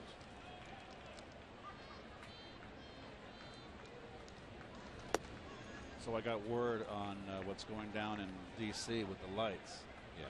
4 banks of lights are out in D.C., but the computers say the lights are working, but they're not. One light on in each bank. Nice breaking ball again. There's enough light on the field to play, according to my friend's opinion back in New York. Okay. But obviously the umpires feel otherwise. Yes. And they're holding out for more light. 2-2. Struck him out. Oh, boy. Syndergaard blows one by Grichuk for the 2nd out. That's his 3rd strikeout of the night. Overmatch. 2 breaking balls down and away for strikes, and it goes inside to get him with the big gas. Boy, I tell you what, folks, this kid is going to be something special. He keeps going the way he's going. He's going to be very, very difficult to hit. There's Lance Lynn, who sacrificed his first time. We talked about Syndergaard's last start being his best. Probably the best game the Mets had pitched all season was against the Cardinals, the last game of that series at Citi Field. Jacob deGrom gave up a 1st inning single to Matt Carpenter and then retired 23 in a row. 8 innings, Yep. 1 base runner, 11 strikeouts. It's a fine crop of youngsters, is it not? So the Cardinals have seen a little of what this Mets pitching staff has to offer. Now, they did blow out the Mets a couple of games in that series, and the 2 pitchers that they hit in that series will pitch the next 2 days, Cologne and Nice. Look at that. And Syndergaard takes care of his opposite number. 4 strikeouts for Noah, and we are through 5. Mets 1, Cardinals nothing.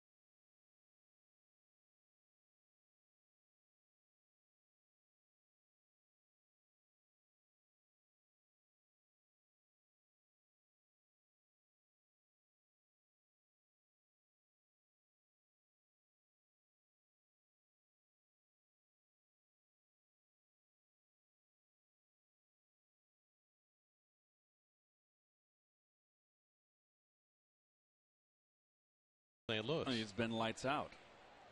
Very good, Garrett. You're so witty. The 4 days off did you good.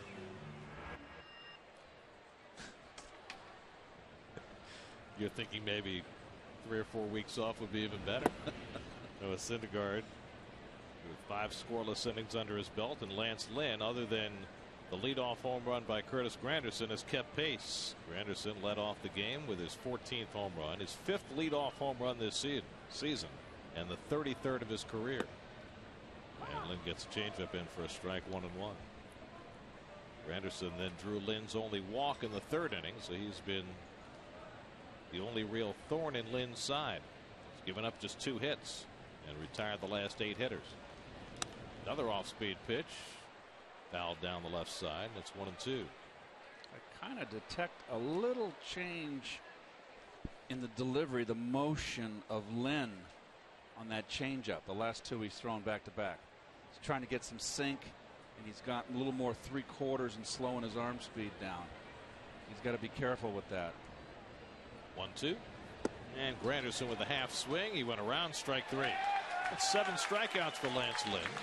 And he's now retired 9 in a row. 2 straight changeups away. And ties him up with a fastball outside corner.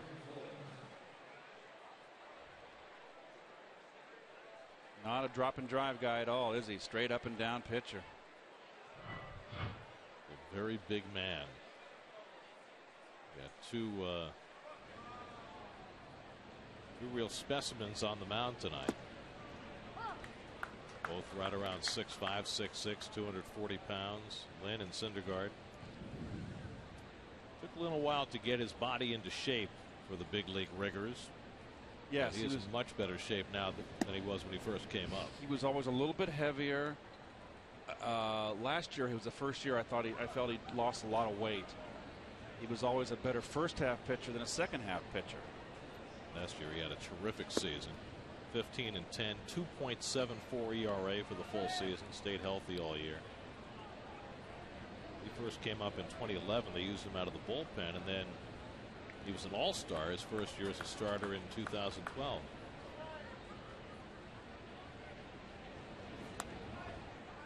Two to Flores, who's flied out and grounded out 0 for 2.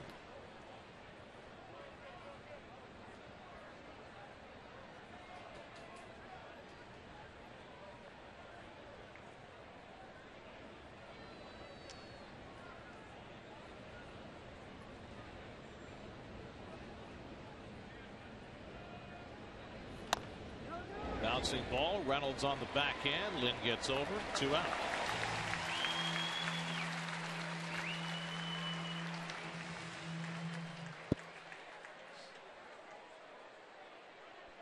Well, another sellout here in St. Louis. We expect nothing less. They love their Cardinals.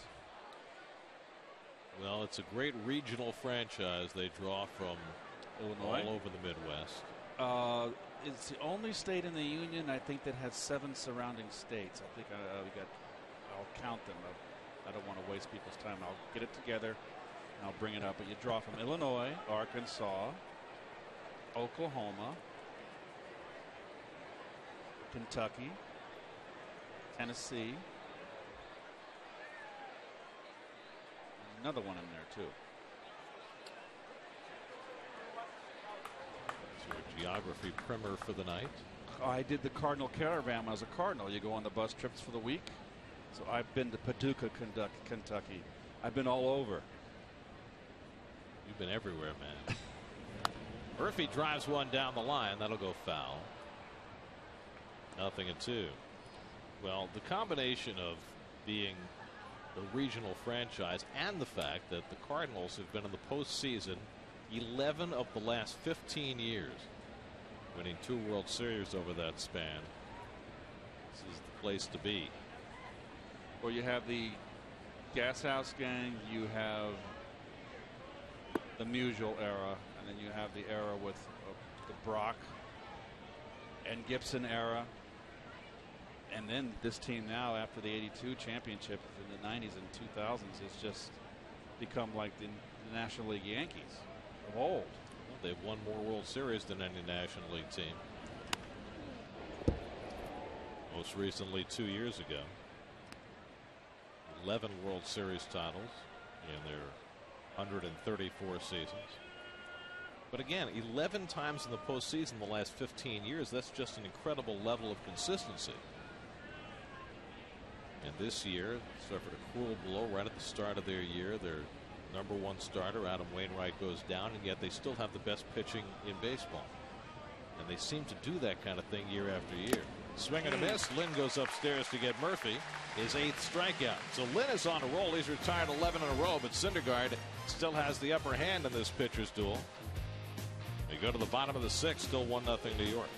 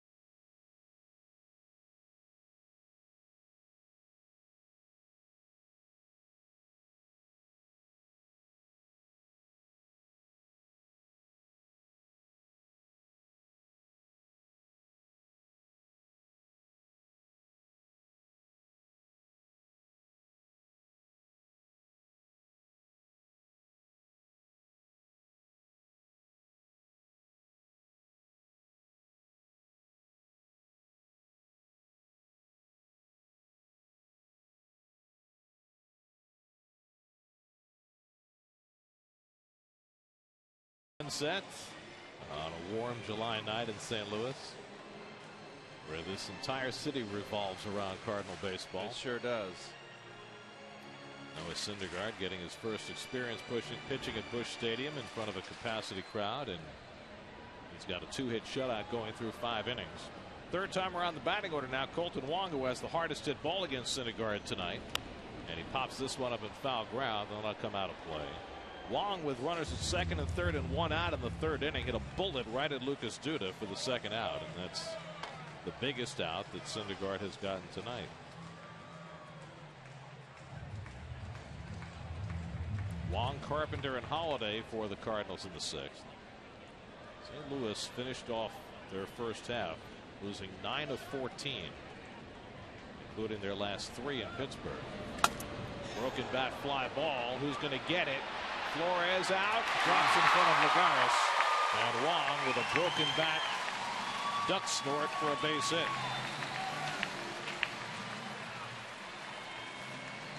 Well, it's better to be lucky than good sometimes. Gets pretty much sawed off.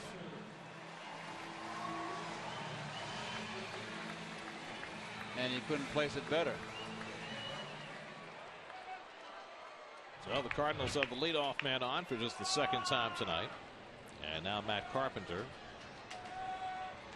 Wong 10 stolen bases on the year. Carpenter tonight has flied out and struck out. He's been so cold, Keith. You can see them play hit and run with him. His swing is very long. Very long. I mean, when you get a situation like this where a good hitter's in a funk and his swing has gotten long, does playing hit and run maybe get him a little quicker? You don't like to hit and run with guys with long swings, and he's got a long swing, especially with a guy that can throw 98. When you got a long swing, it means you got a slow bat. How are you going to catch up? There goes Wong. Plawecki's throw on one hop goes into center field, and Wong will go to third.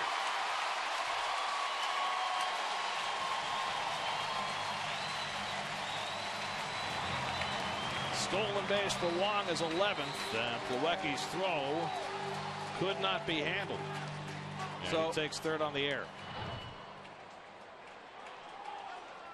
So the Cardinals have a little more speed as a weapon offensively. The throw is in the dirt, tough chance.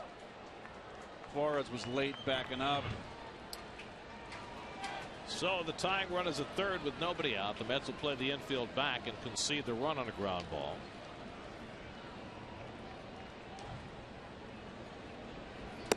See, he's just throwing it right by him, Gary. See his uppercut swing? Anything upstairs with mustard, he's not going to catch up to. Under it. You drop that back shoulder, and you just can't hit a ball above your waist. He's done a good job getting that runner in from third this year. Again, his first 2 months were great. Last month and a half has just been awful. Grounded down to first. Duda stumbles, looks home, but takes the out at first instead. Wong comes in with the tying run, and the game is tied at 1. Ball was hit hard enough that if Duda hadn't stumbled, he might have been able to come home with it. But Wong with a broken bat single, a stolen base, an error, and a ground out. It's home with the first Cardinal run of the night.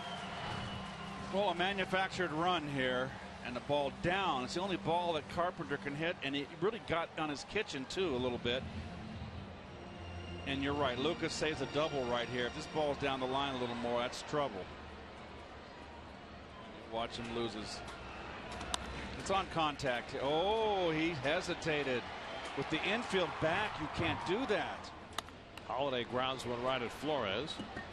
Holiday in his first game back from the DL has seen 4 pitches and 3 at bats, and he's now 0 for 3. And there are 2 out. Hey, whenever the infield's playing back, your third base is saying, hey, contact, you go. Line drive, make sure it gets through the infield. You don't want to get doubled up. Ball on the ground, you're gone. They're conceding the run. Well, it points up for the umpteenth time how small the margin of error is for these Mets starters. Syndergaard pitching a brilliant game tonight, but he finds himself back even with a scratch run. It's just they're not generating enough offense to give these pitchers any breathing room. Infield's back. You got a fast runner like Wong. You just keep running. If he had kept running, Lucas had no play at home. Peralta drives one down the right side. Another go foul. Peralta's another one of those guys that he can go upstairs on. Big uppercut swing on the high ball. Hard to catch up with the overpowering fastball that Syndergaard has. This ball's down. That's where you're going to get hurt. Peralta struck out and grounded out tonight, 0 for 2. And he hits one in the air to deep left field. Back goes Neuenhuis to the warning track, right back at the wall, and it's out of here. Johnny Peralta gives the Cardinals the lead with his 14th home run of the year. And it's 2-1 St. Louis.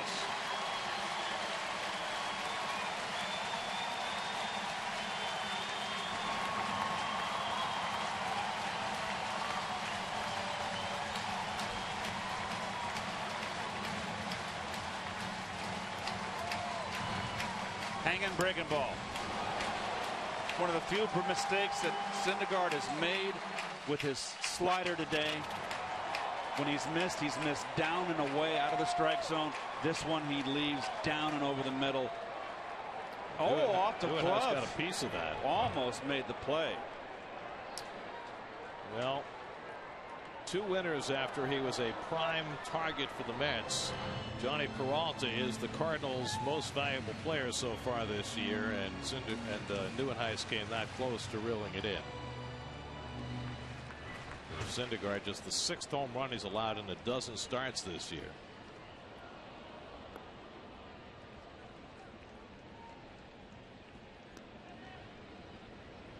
So just like that, St. Louis takes the lead for the first time tonight.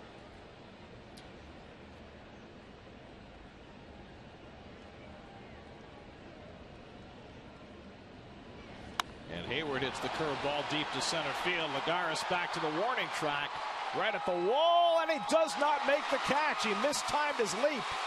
Hayward will go to third. Fleurs relay throw, not in time. Well, that's something you never see. Juan Lagares was in position to catch it, and he mistimed his jump, and Hayward has a triple.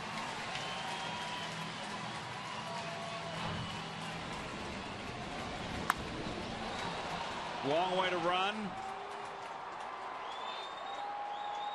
You're right, Gary. He's got to make that play. That's a play he makes 99 times out of 100, but he didn't make it that time. And Hayward busts out of the box all the way here. Well, now he turns it on. Thought he had a home. No, he did not bust. He was in his El Dorado. And almost got thrown out at third base. Very close play. But he was able to get around the tag from Murphy. Hayward's first triple of the year. So Syndergaard gets burned on a broken bat hit, a couple of ground outs, a run in, but now he gives up a home run to Peralta and a long triple to Hayward. Behind 2-1, Dan Worthington has set his piece at the mound, and now Hayward at 3rd and 2 out, and Yadier Molina coming up. Let's see the pitch, Gare. Oh, it's a fastball. He just hit it. Out over the plate, belt high. Now Molina, who's grounded out and flied out. And the Mets get stirring in the bullpen. With Syndergaard all of a sudden a little vulnerable here in the 6th. Also Robles, the right-hander, Sean Gilmartin, the left-hander, helping the Mets bullpen.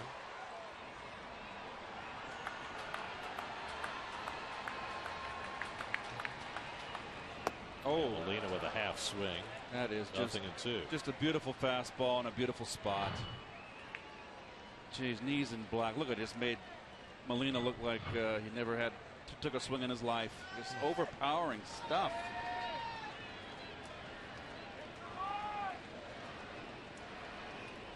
Oh, 2 from Syndergaard. Struck him out. Wow. 3 pitches gets Molina. His 5th strikeout, but the Cardinals strike for 2. Johnny Peralta's home run puts St. Louis in front 2-1 after 6.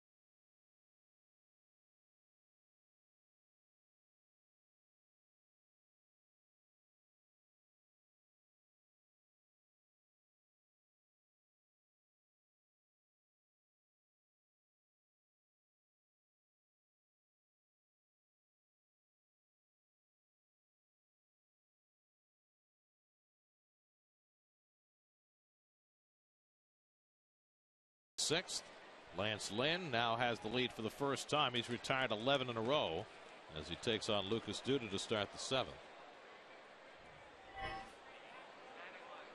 So one of the few mistakes. He paid the price. Syndergaard a hanging slider. Big shift for Duda. Lucas is lined out to left and struck out 0 for 2.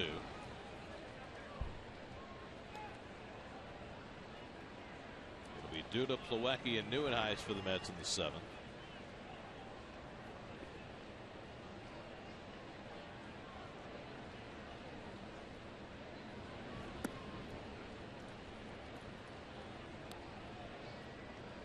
Been seeing a lot of these kind of games, Gary. A lot of well-pitched ball games, pitcher duels. Too many. Well, pitchers' duels are great, but at some point, especially with a young staff, you got to do something to take some pressure off these pitchers. It's also builds character, Gary. Get them into pitching in these tight ball games. Builds character. I like the fact that Syndergaard, after giving up the home run and the triple back-to-back, took care of Molina in 3 straight pitches, struck him out. But here's the flip side of that, Keith. They talk all the time about pitch counts and how it's not just about the number of pitches. As Terry Collins, has he been ejected? Duda was unhappy with that last call by Chad Fairchild. Thought it was ball 4. And Fairchild, I believe, heard some noise from the Mets dugout, and I think Terry's been thrown out of the game. I mean, it looked like ball 4, no question, and Duda was on his way to first base, had to come back, and now Terry's really getting his money's worth. And rabbit ears. That's what you call that guy. And Terry going up back for a little more. Greg Gibson, the crew chief, trying to steer him away. Here's the pitch. I mean, it looks for all the world like ball 4. Yep. And Duda, who does not gripe much, griped. And Collins will head back to his office and hand the lineup card to Bob Guerin for the rest of the way. I think Fairchild has been calling a very fine game. It's been very consistent. He missed that call. And there's a strike. 3-2.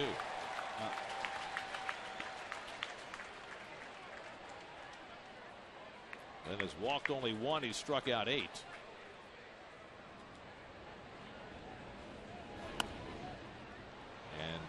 And that could turn out to be a huge call in this game. It's a 1-run game. Could have been a leadoff walk. Get the tying run on base.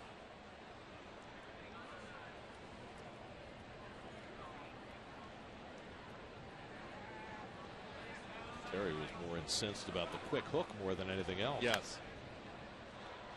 Another foul ball. Peralta gives it a look, but that's out of play.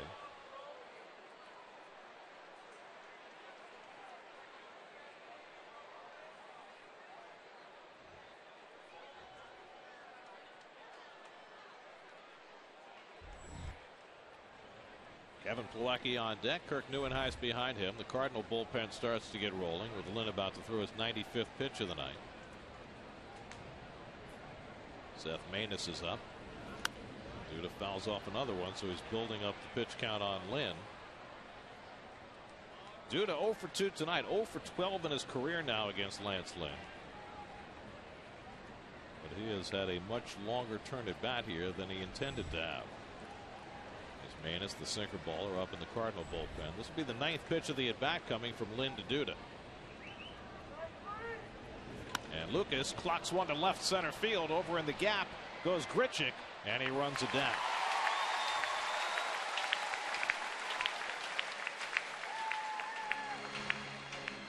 Grichuk really gives them a great defensive defender out in center field. He can run like a deer. Covers a lot of ground. I mean, he's got to make this play. The defense is so critical. And that's a routine fly ball to Del Monte Corn. So what the Mets and Terry Collins thought should have been a leadoff walk turns out to be a leadoff out. And now Kevin Plawecki, who's 0 for 2, struck out and lined out to right.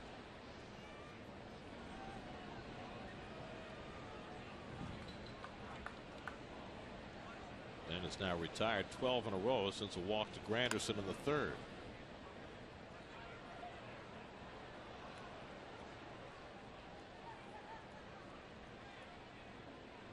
And gave up a leadoff home run to Granderson in the first. Since then, only 2 Met base runners, a 2-out single to Tejada in the second, and a 1-out walk to Granderson in the third. And Plawecki takes it just off the plate, 2-1. You know, we were talking in the open about these next 10 ball games against the division leaders of all 3 divisions that the Mets are playing. Plawecki lines one to right, and that's down for a base hit. So Plawecki has the Mets' 3rd hit of the night, a 1-out single, and that snaps the string of 12 in a row retired by Lim. Plawecki stays level on that pitch. That's what I like about him. He goes the other way naturally. And he's been put into the soup. He didn't expect to have this much playing time in the big leagues. Nice play by the Gold Glover out there. Use your body to keep the ball in front.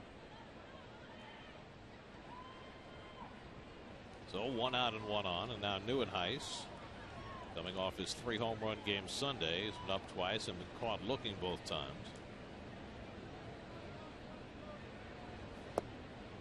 And Lynn gets that sinker over. Getting back to my point briefly is talking about the next 3 series against the division leaders.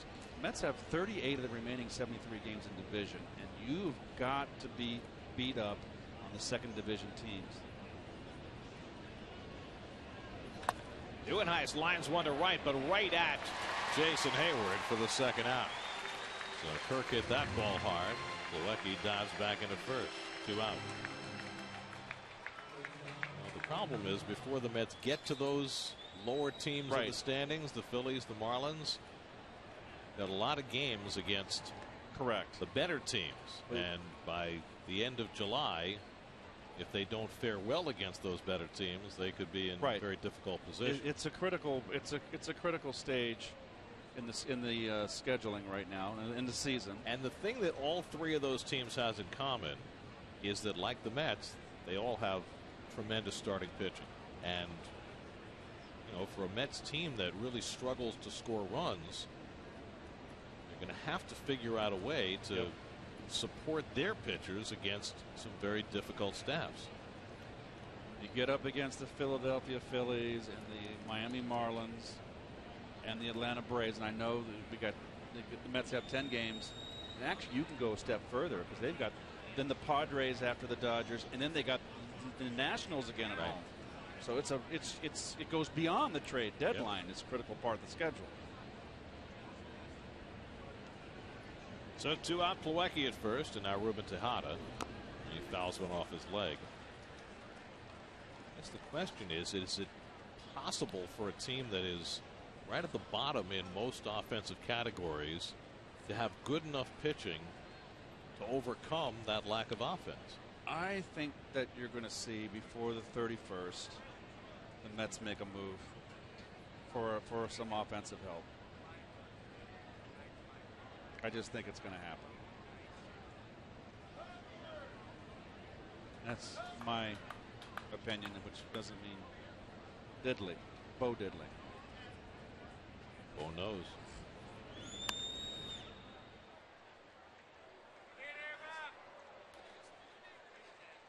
Michael Kadire out on deck to bat for Syndergaard if Tejada can keep the inning going.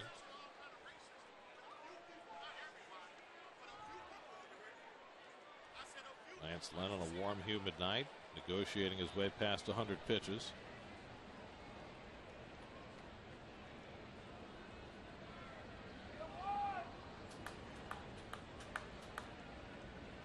Oh, 2, and it's off the plate to Tejada.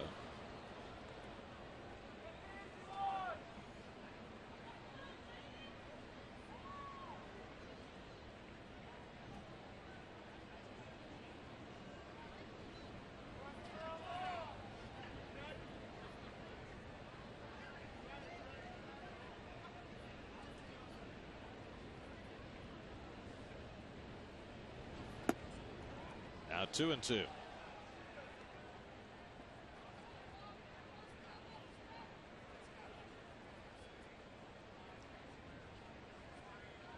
Well, that 119, I'm sure, was on a much cooler night. His last start against the Pirates last Friday, he threw just 86. He lasted just 4 innings, so he is well rested. And he blows it by Tejada to end the inning. That's 9 strikeouts for Lance Lynn. 7th inning stretch time in St. Louis.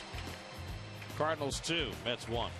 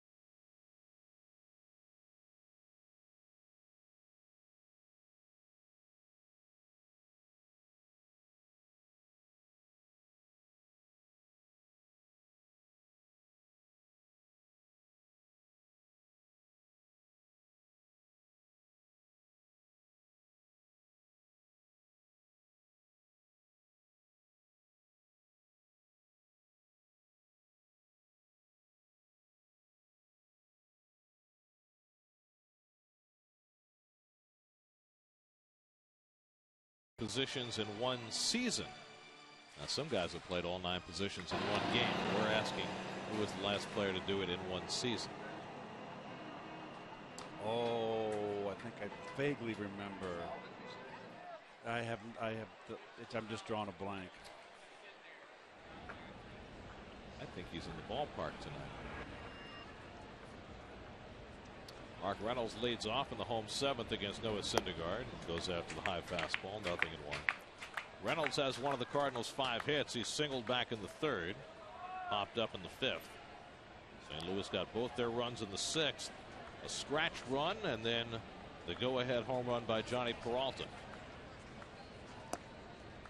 Ball and a strike to Reynolds. Grichuk, the number 8 hitter, on deck. Then the pitcher's spot. You have to figure Lynn is done after 107 pitches and 7 innings on a hot, humid night.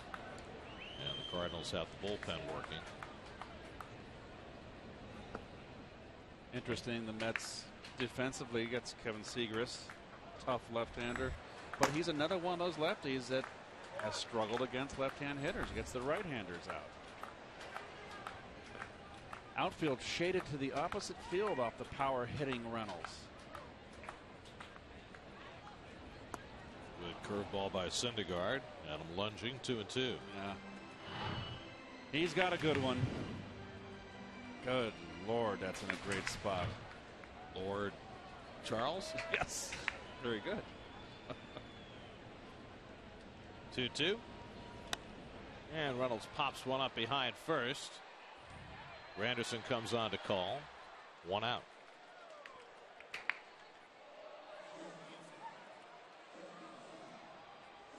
They are still waiting out that lighting delay in Washington. Wow, I can't find out the problem. A long time. Game's in the 5th inning. Maybe it's Hal that's messing up. Hal's messing it up. The computer Hal. Oh, Hal. That's a reference that I would say that no one would know. All of our fans under 50 don't get. 2001 Space Odyssey. Al was the computer who took over the What are you space crew. What are you doing, Gary? Al was so calm at the beginning. Oh, he well, I'm not sure what to make of that, to be quite honest. I mean, 5 strikeouts is a pretty low bar. Gerard, can that, would you? Just can it. Put up Dunkin' Donuts or something. Keith would like to hear the call to the post again. 1-1 to Grichuk. Swing and a miss. Good fastball by Syndergaard. 1-2.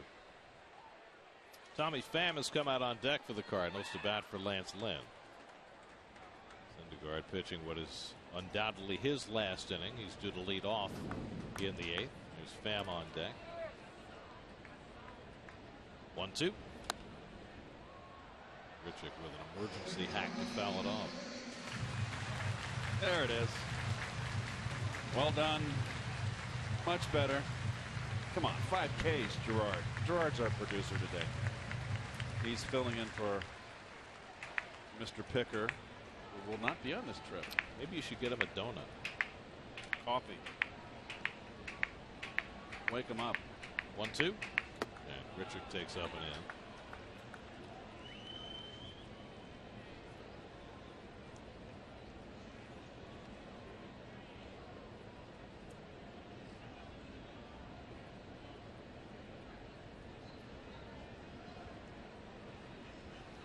And the curveball wipes him out. 6 strikeouts for Syndergaard. That's a good call. Wipe out the Ventures. Tough to lay off.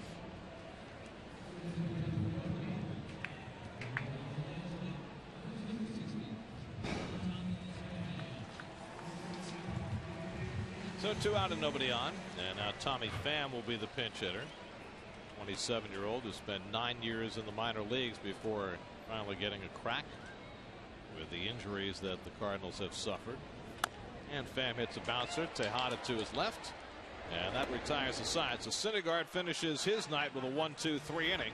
We head to the 8th in St. Louis with the Mets down a run.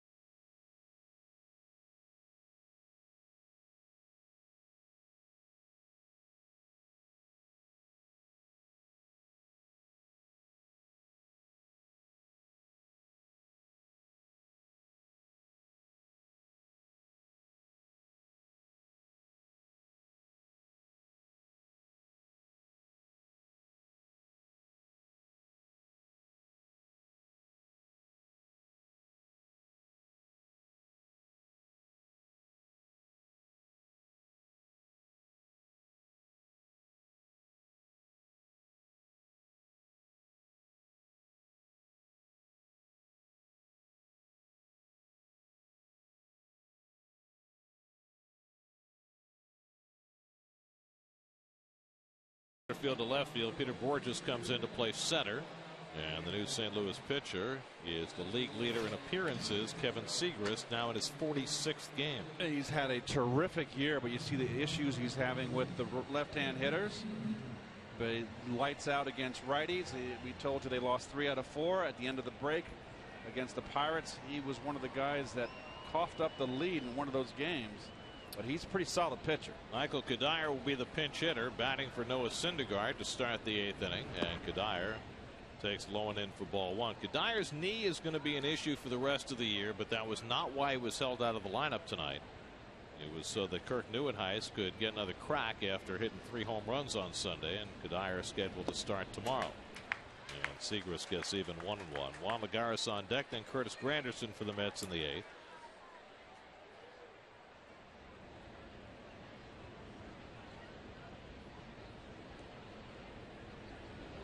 Stands to reason that if the Mets are going to be able to survive this tough stretch against these first place teams, guys like Kadire and Duda are going to have to provide some pop in the middle of the order. Well, there's no doubt about that. In any lineup where your guys are your to me, I know the Mets have hit their pitchers 8th, so Duda sometimes is hit 3rd. But really, Duda's a cleanup hitter, and Kadire, in my mind, is a 5th hitter. You got to have your middle bats producing. Bouncing ball, Peralta to his left, and throws out Kadire 1 away.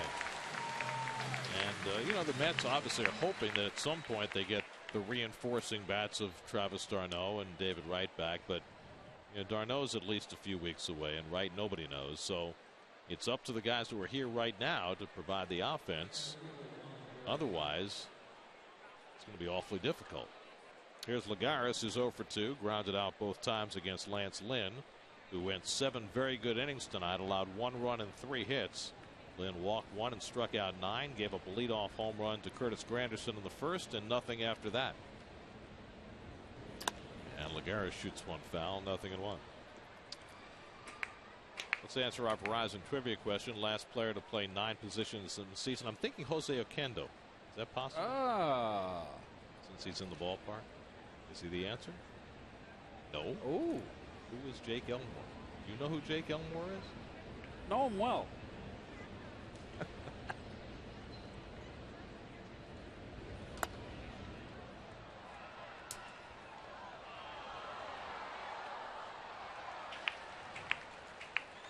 Honestly, who is Jake Elmore? I don't. He's with the Tampa Rays. I've Is just that right? been told. I'm not going to. I would not have known that. I'm not going to sound like Jake and Elwood I know, but not Jake Elmore. Blues. Yes.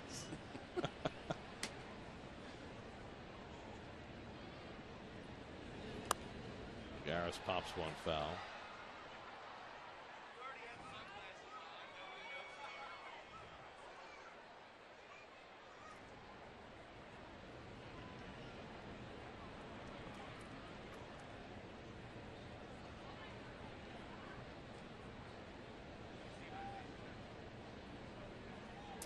Jose, who was a Met at 19. 1984, Ozzie.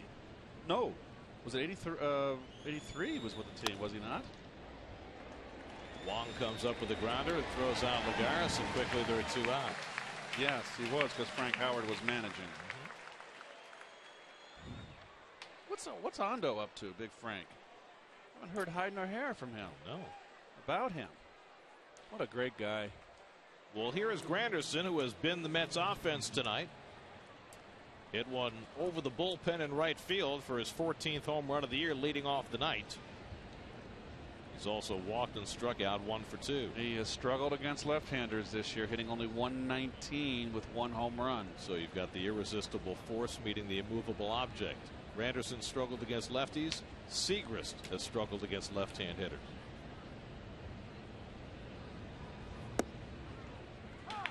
Which force will prove more powerful? The odds are with the pitcher, Garrett. Generally. Granderson, though, is 2 for 2 in his career against Segrist. So far, fortune has favored the hitter. Gil Martin getting ready to pitch the bottom of the 8th. Good idea to hydrate. Very hot and humid night.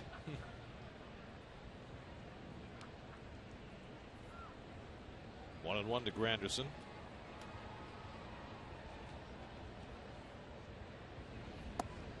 And Curtis takes the fastball off the plate, 2-1.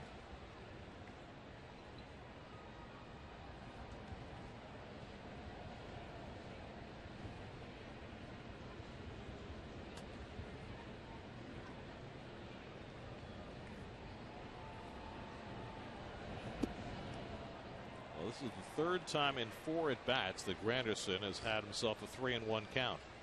First time he homered, second time got it to 3-2 and then walked.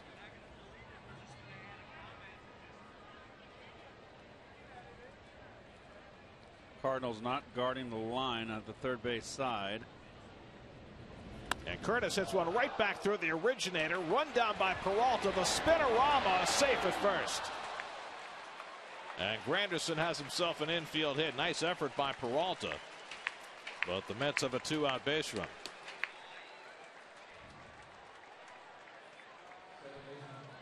Well, Peralta, not the greatest of range, gets to this one. Duck. Incoming.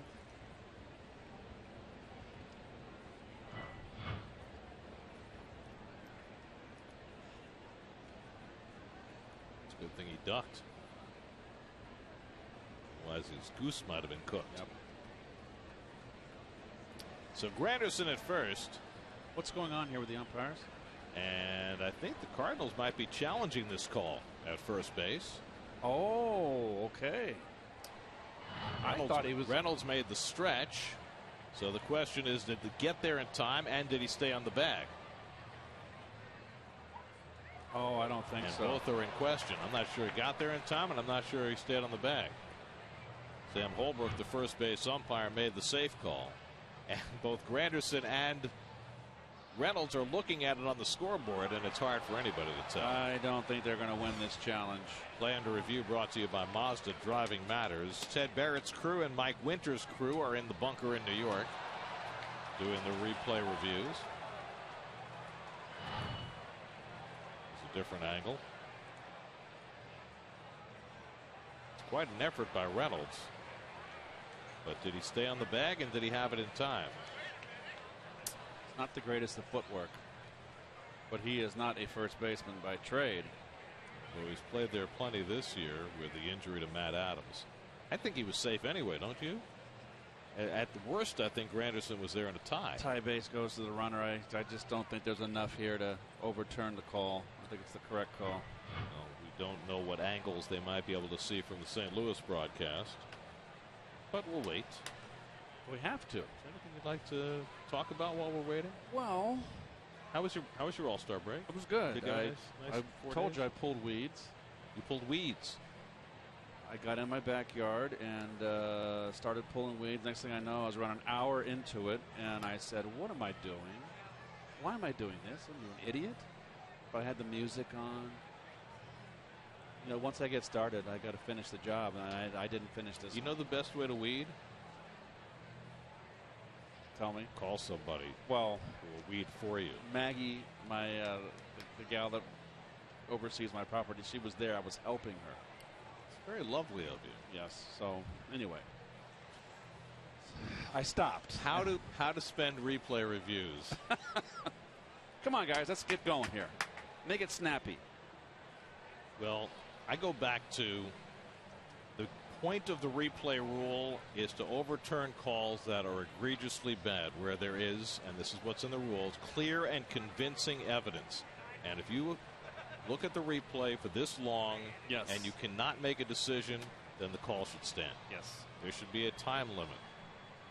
Because if it's this difficult to tell, then there's no clear and convincing evidence. You can't be wringing your hands over this. Let's go.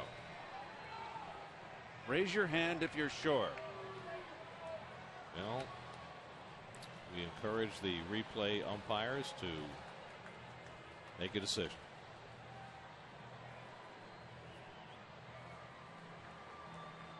We're in the top of the 8th inning. The call was safe. You got a pitcher out there that's just hanging around the mound that needs to pitch. Here we go.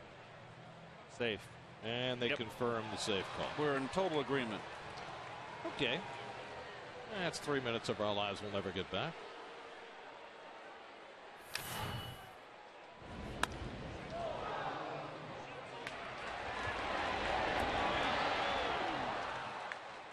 Well, it was a heck of a play by Peralta and a great effort by Reynolds to try and stay on the bag, but ultimately call stands. An infield hit for Granderson. He's on base for the third time. Now, would Granderson even think about trying to steal a base, something he's been reluctant to do?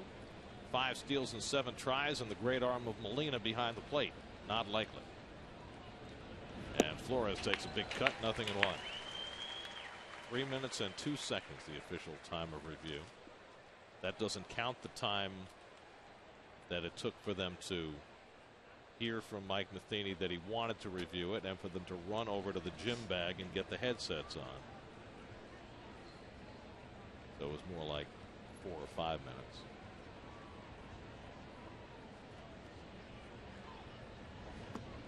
Well, I know you love this, Keith, the fact that the third baseman Carpenter practically is standing on the third base line late in the game. To me, that is too close to the line. I always would, if you're playing back like that, I would play where his left foot is.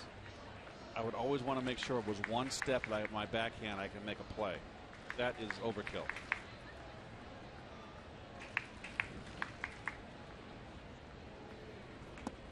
Because here's the thing. You could hit a ball hard enough to Carpenter's left that it might still go to the fence. For a double. That the left fielder couldn't cut off, right? Yep. I always made sure when I got set that I could take one step for, like, as if for a backhand and have it covered. So be around 4 feet off the line, 5 feet. Segrist ahead 1-2 on Flores.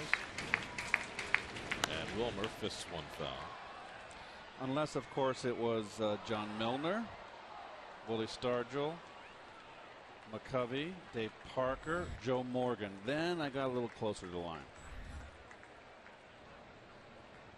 John Milner hit more hard foul balls than anybody ever saw. Dead pull hitter.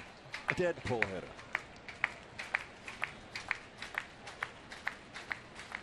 Granderson at first and 2 out. 1-2 to Flores. And he lashes one foul.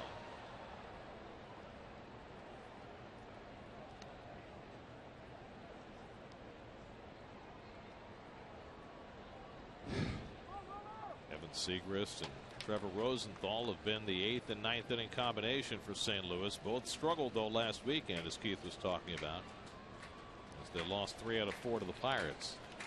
This is a big game for that tandem to try and get back on the beam. 1-2 coming. In tight. 2-2 to Flores.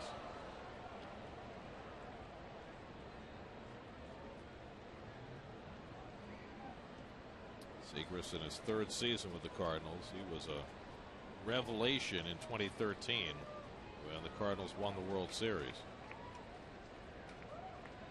A big part of their postseason success that year. And Flores goes down on strikes to end the inning. Segrist works around the infield hit in the top of the 8th. Still 2-1 St. Louis.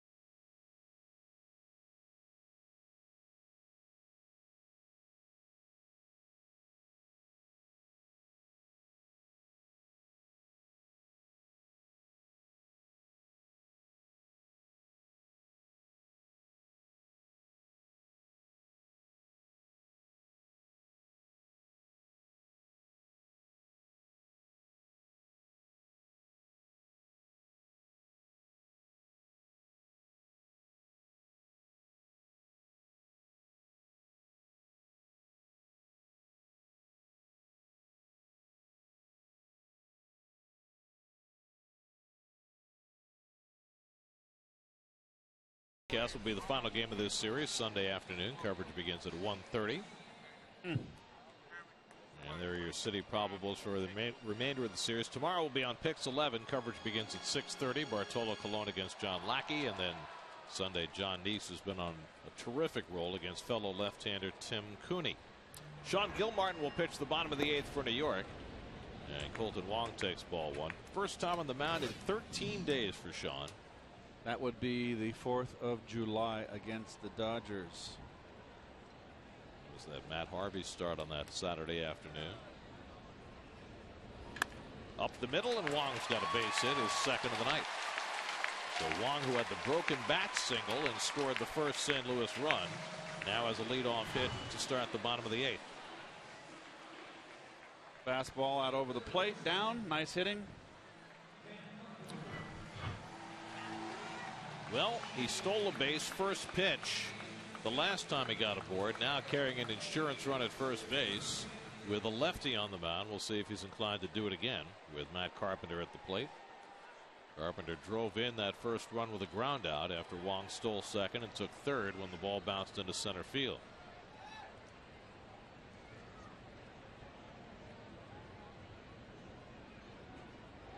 Wong's stolen base was his 11th of the year.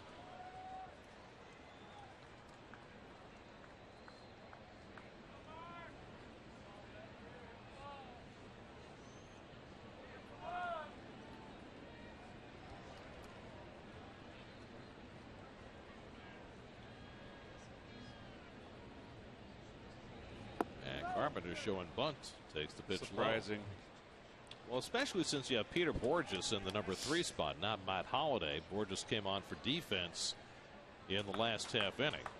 Not nearly the threat Holliday is in that 3 hole.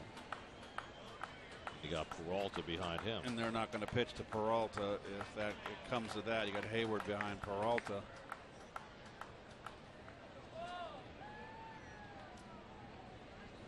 That's drilled to right field, but Granderson coming on makes the catch. And Carpenter's retired. So Carpenter hit the ball harder than he has all night, but that's the first out. So Robles staying loose in the Mets bullpen. And Bob Guerin, who's running the team with Terry Collins having been ejected, looks like he'll make the pitching change here. So Robles will come in to face the right-hand hitters, Borges and Peralta, with the Mets trying to keep this a 1-run game if Hansel can ever get loose from the bullpen gate. This call to the bullpen is brought to you by Verizon. 2-1 in the 8th. We'll be right back.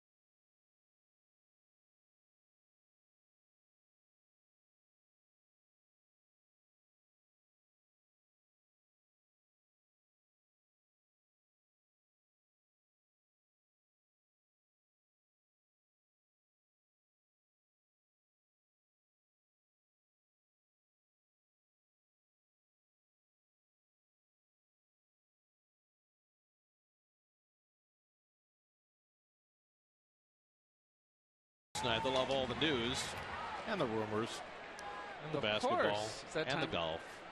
All the gossip. Is that what a news show's supposed to be? Yeah, we can talk about that later. Hansel Robles in for the first time in 2 weeks to face Peter Borges. And he checks in on Colton Wong, the runner at first. We thought Gilmartin had pitched in a long time. 13 days. Robles been 14 days. July 3rd. Borges batting for the first time tonight. Took over for defense in the last half inning. Hitting .235 for the year. And he flares one foul. Johnny Peralta waiting on deck. Well, they started playing baseball again in Washington after that long delay because of the lights. And the Nats have gone in front of the Dodgers 3-2 in the fifth.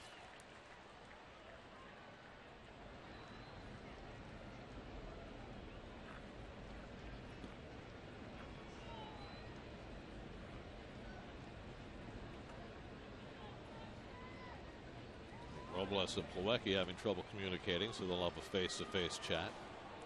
Well, the Mets will have 3, 4, and 5 in their order coming up in the ninth inning. Murphy, Duda, and Plawecki, with Trevor Rosenthal getting ready for the save opportunity for St. Louis. So it would certainly behoove the Mets and Robles to try and keep this a one-run game.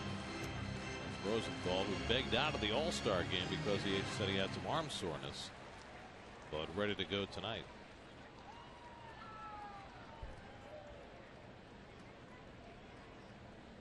Just the former Angel who came over in the David Freese trade 2 winters ago. Takes the pitch low. 1-1. Noah Syndergaard went 7, allowed 2 runs and 5 hits, a walk, 6 strikeouts, and a home run. And so far tonight, that's enough to beat him. Syndergaard lowered his ERA to 3.05. But Johnny Peralta's home run right now is the difference. 1-2 to Borges. Pair of Tori in the Mets bullpen.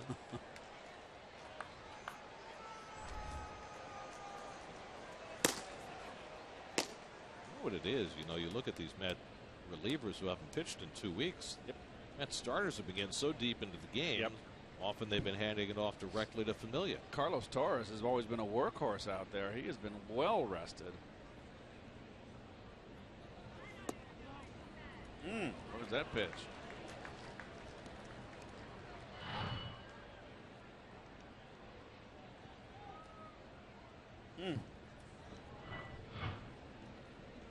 Other than Parnell, Mejia, and Familia, no Met reliever had pitched in 10 days coming into this game. At least 10 days. And in Robles' case, 14. A late swing foul. Well, Garrett, the last 16 starts for the Mets starters, their ERA is at 1.56. And over that period, 5th in Ks, 4th in walks. And they're routinely going 7 or 8 innings every time.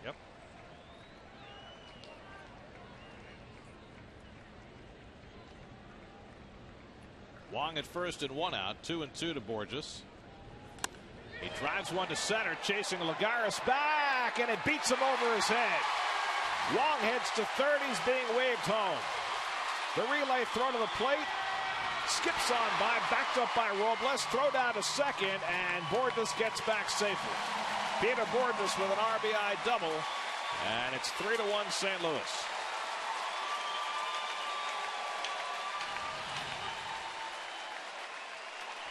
Oh, that's a big run for the Cardinals. This ball's ripped. Fastball down the middle. And this ball's crushed now. But this year, a lot of balls have been getting over Juan's head. And we talked with Terry earlier in the game, and they've told him to play a little bit deeper out in center field. Well, this one, I think he had no chance on. The one that Hayward hit earlier is a ball that he used to put in his back pocket. But it just hasn't been the same kind of year for Lagares as his Gold Glove season last year. And now the Cardinals have an insurance run, and Johnny Peralta, who homered his last time up, steps in. Peralta's home run was his 14th of the year. And Robles misses, ball 1.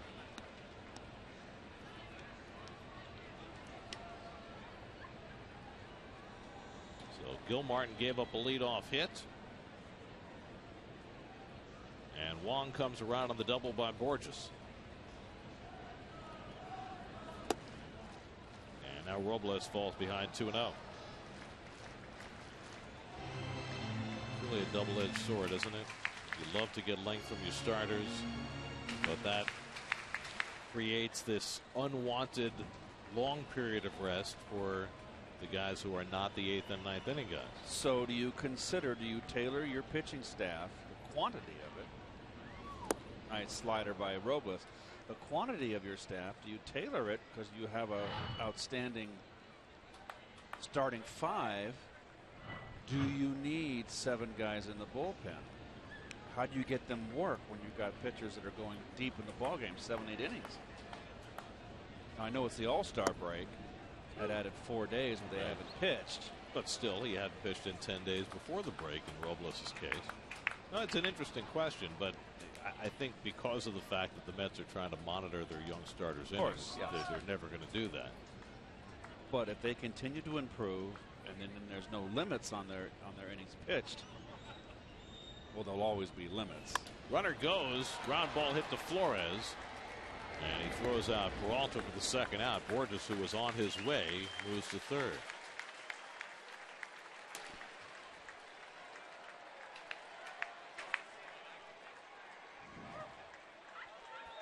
So now 2 out in the inning, and Jason Hayward coming up, and we'll see how the Mets play it here. You got the right-hand hitter Molina on deck.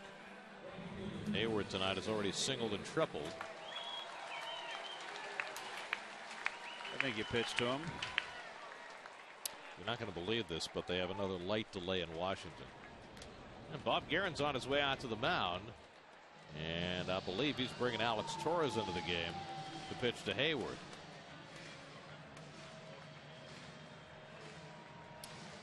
So Robles will exit, and the Mets make another pitching change here in the 8th. And Alex Torres will make his way in. We'll be right back.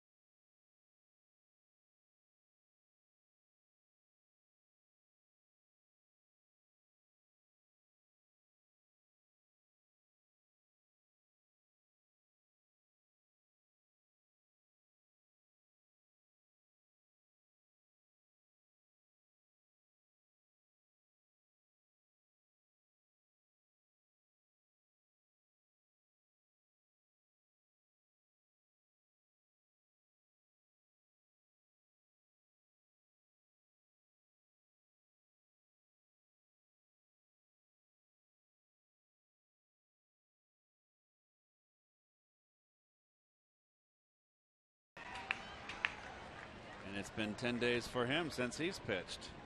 And you see his backward splits. Lefties hitting 110 points higher against him than righties. And he continues to be brought in to face left-hand hitters. In this case, Jason Hayward. And it almost sails by Plawecki. Ball 1. This is This is a test for Alex Torres, who has trouble throwing strikes even with regular work, and he's pitching for the first time in 10 days.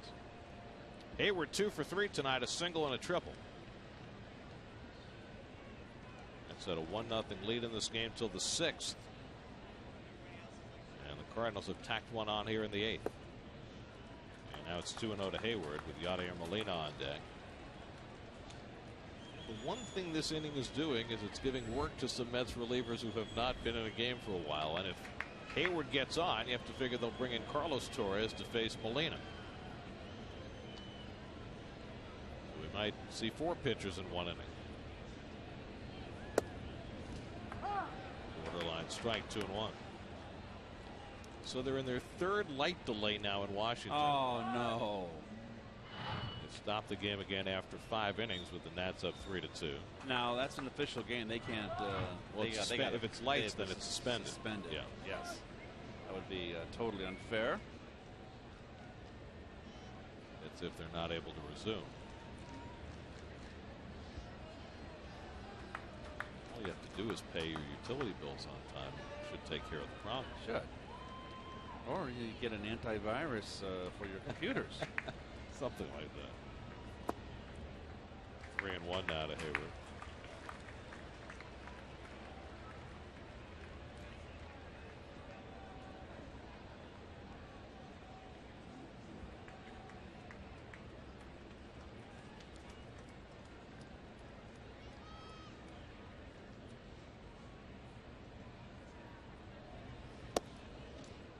Strike 3-2. I don't know why anybody would want to take that pitch. It's a big run out there on third base. All you need is a base hit. That pitcher's a little having a hard time finding the plate. It's got to come to you. Take a fastball on the outside corner. 3-2 coming to Hayward. And he just got a piece of that one.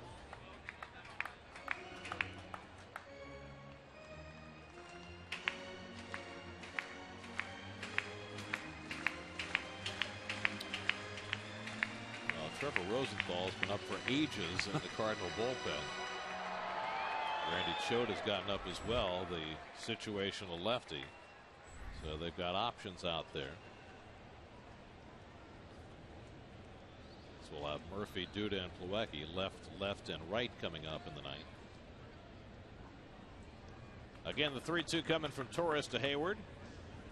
And again, a foul ball. Well, the Oregon players trying to get this crowd into it. Oregon? In a ballpark? What an idea.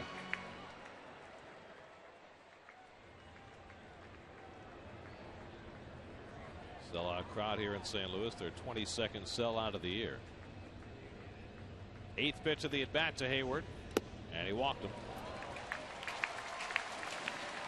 So now runners at the corners with 2 out, and will we see our 4th relief pitcher of the inning? It does not look it.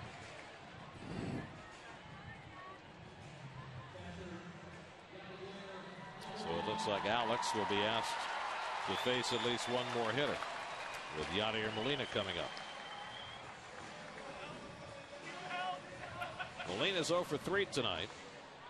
This inning began with Colton Wong singling off Sean Gilmartin.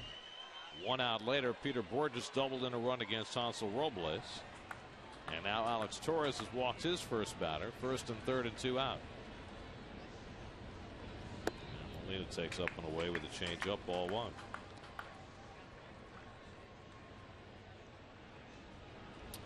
Well, they've officially suspended the game in Washington, with the Nats leading 3-2 after 5, and pick it up tomorrow, I would imagine, if they can get the lights fixed. Maybe Dude has to knock down that pickoff throw. Or they can play it in the morning, and they don't need lights. Split doubleheader. Something like that.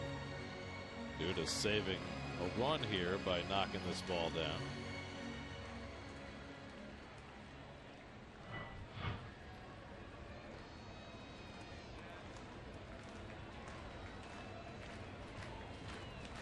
Hayward has 11 stolen bases, so he could take off. There he goes.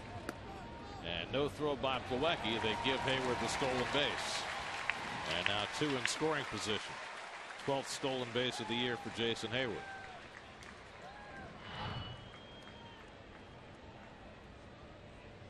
Now a base hit, scores 2. And will basically bust this game wide open.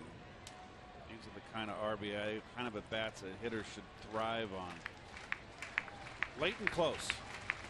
Torres behind Molina 2-0. And he swings and fouls it off.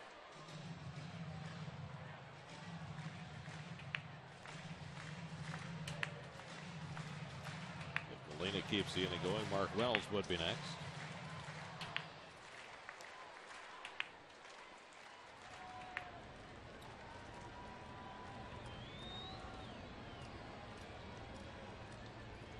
Cardinals trying to hold off the Pirates, who beat them 3 out of 4 last weekend. Pittsburgh's in Milwaukee and trailing 4-1 going to the 9th. There's a strike, 2-2. The Cardinals had a 9-game lead over the Pirates 2 weeks before the All-Star break, and that's shrunk from 9 to 2.5. Well, the Pirates are the hottest team in town. They were just got hot after the Mets came in and they beat the Mets. They weren't hitting. They found their bats. 32 and 13 since then. And just since the 28th of June, the Pirates are 11 and 2, while the Cardinals have gone 5 and 9. That's how you see your lead go from 9 to 2.5. And the Pirates pitching is the second best in the National League. Their ERA is below 3.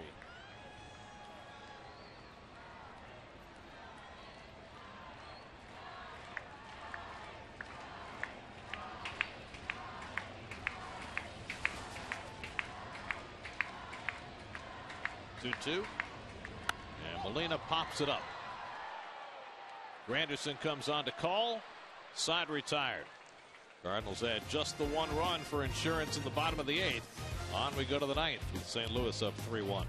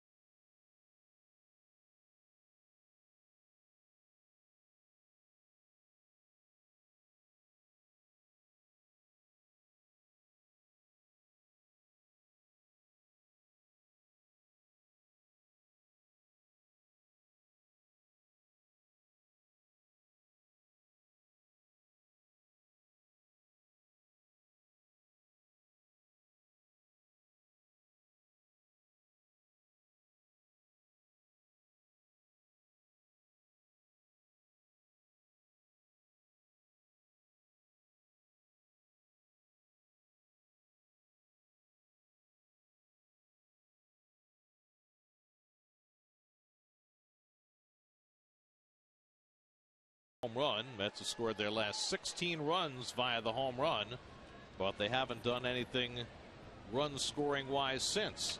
And they'll now face Trevor Rosenthal in the ninth. Well, Rosenthal coming off of 2 blown saves before the All-Star break. And there they are. He was perfect prior. Daniel Murphy will lead off in the ninth inning. Murph 0 for 3 tonight.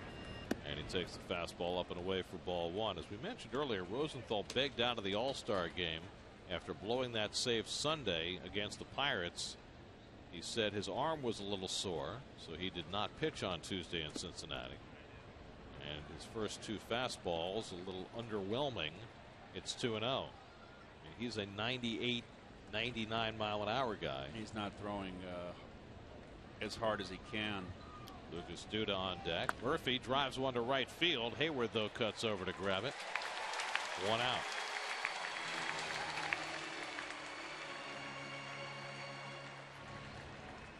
So Rosenthal secures his first out. And now Lucas Duda will step in. Duda's 0 for 3.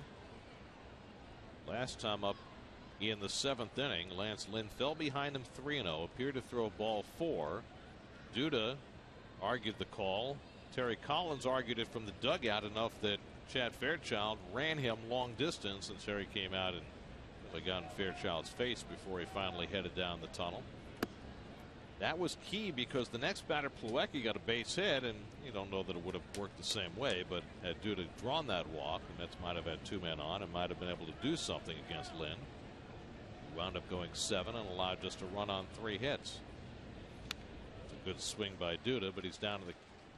He's even in the count 1-1. Rosenthal not looking as though he's at his overpowering best tonight. And he's straight, so he needs to be throwing up there in the high 90s. There's the change. And that gets him ahead of Duda 1-2.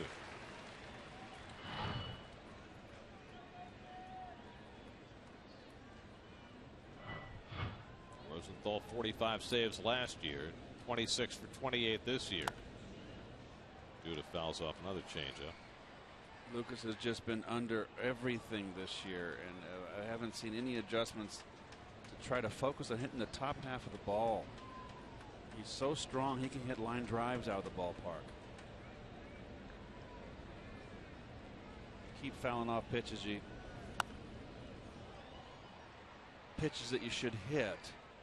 You allow the pitcher to make his pitch, because sooner or later he's not going to pour it in there where you like it.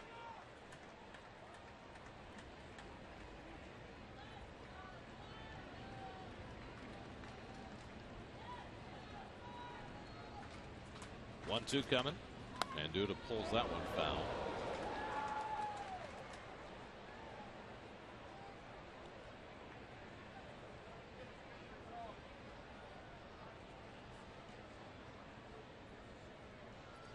Rosenthal, just 25 years old. Really settled into that closer's role last year after working as a setup man in 2013.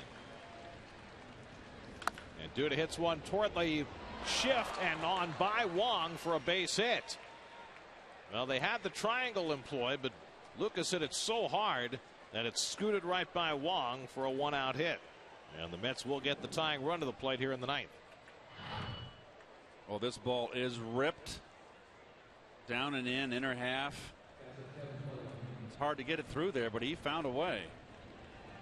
Well, that's 2 batters against Rosenthal. Both have hit the ball hard. They've had some real good swings against him.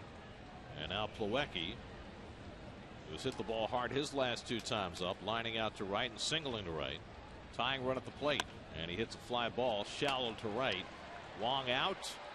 Over the shoulder, and he drops the ball. Duda to second. He'll take a turn and stop there, and the Mets have the tying runs on base. Hayward never got into the neighborhood, so it was up to Wong to try and catch that ball over the shoulder, and he could not. I thought Hayward could have come in charging, and have a pinch runner here too for Plawecki. I thought Hayward could have got there, Gary. He gets aggressive with that call. He makes the play.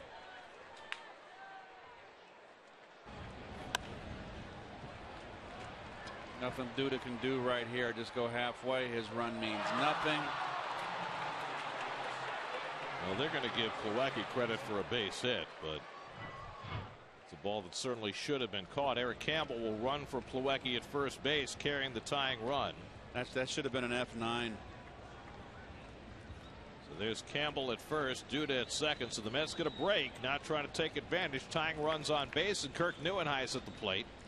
Neuenhuis 0 for 3 tonight, lined out to right field his last time up. And Kirk takes a hack at a fastball, 0-1. So Neuenhuis kept in the lineup tonight after his 3 home run effort on Sunday. And the Mets in a spot where they could really use Neuenhuis to at least find a gap. Duda at second, Campbell the tying run at first, and 1 out. 3-1 St. Louis, 9th inning. And Rosenthal quickly ahead on Neuenhuis, 0-2.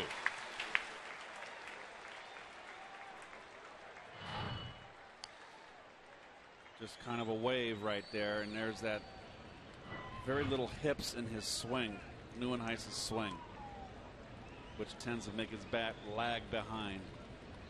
Now Rosenthal ahead 0-2, and Neuenhuis able to foul off the 97-mile-an-hour fastball. The hardest pitch Rosenthal's thrown in this inning. Ruben Tejada is the on-deck batter. Let's have bats on the bench. Johnny Manel, Danny Muno, John Mayberry. That's what's left. And Molina wants a conversation with Rosenthal. Is this the first time Molina's gone to the mound tonight? He normally averages 6 or 7 trips an evening. Not sure. Let's see how long Fairchild's going. There's Parnell and Familia, just in case. Parnell if the Mets tie it. Familia if the Mets get the lead. Mets have the tying runs on base and a chance against Rosenthal, who's given up a couple of hard hit balls and a pop-up that was not caught. And now trying to survive 9th inning trouble after blowing a save the last time he pitched. 0-2 to Neuenhuis. And Kirk fouls off the fastball. Nothing but heat from Rosenthal to Neuenhuis.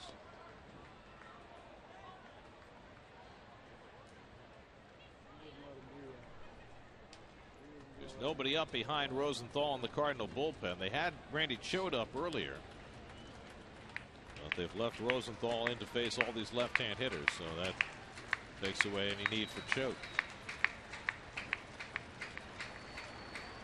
0-2. With a changeup and missed with it. 1-2.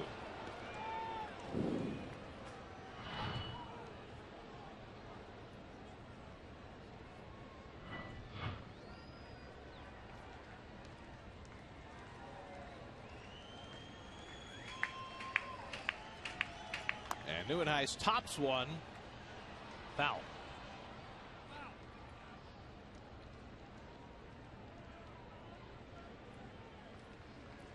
Seeing 4 straight fastballs, Rosenthal comes with a couple of off-speed pitches. Neuenhuis barely staying in the at-bat there.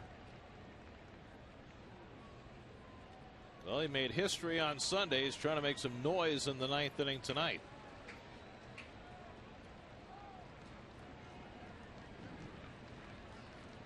Duda with a 1-out single. Campbell running for Plawecki.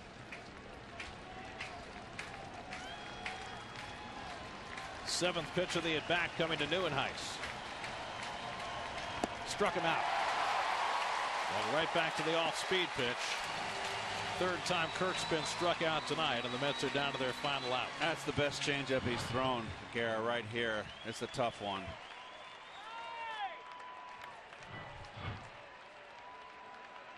So it is left to Ruben Tejada. Ruben is 1 for 3 tonight, singled back in the 2nd inning.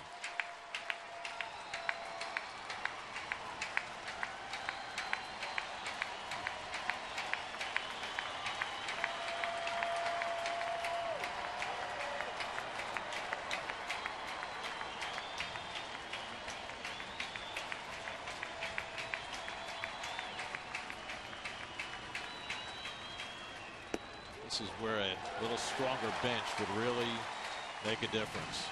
You've got Johnny Manel and Danny Muno as your left-hand pinch hitters on the bench. John Mayberry is on deck to bat for the pitcher if Tejada can keep it going. But you'd love to have a good left-handed bat on that bench to bat for Tejada in this spot. Well, you could have put Monel up there. He's dangerous.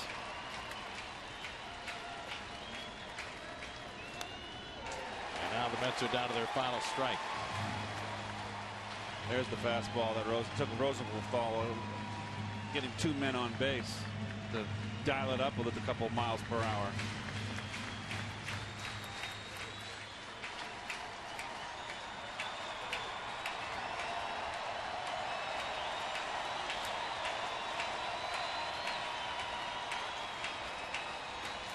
Oh, and 2 to Tejada. Too high. Ruben could keep it going. John Mayberry would pinch hit.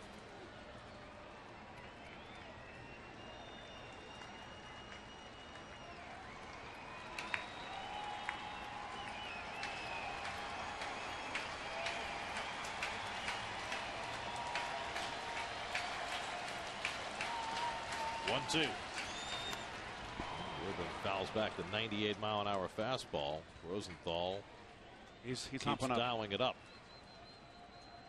And you got to be careful with Tejada. You throw him something off speed and he can pull it. You got the outfield playing way over in the opposite field.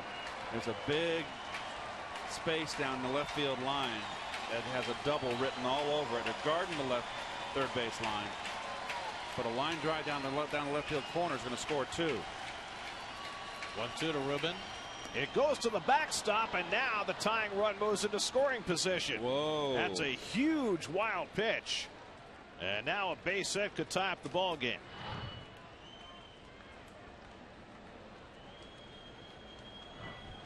Now it's getting a little dicey. Nothing Molina could do about this.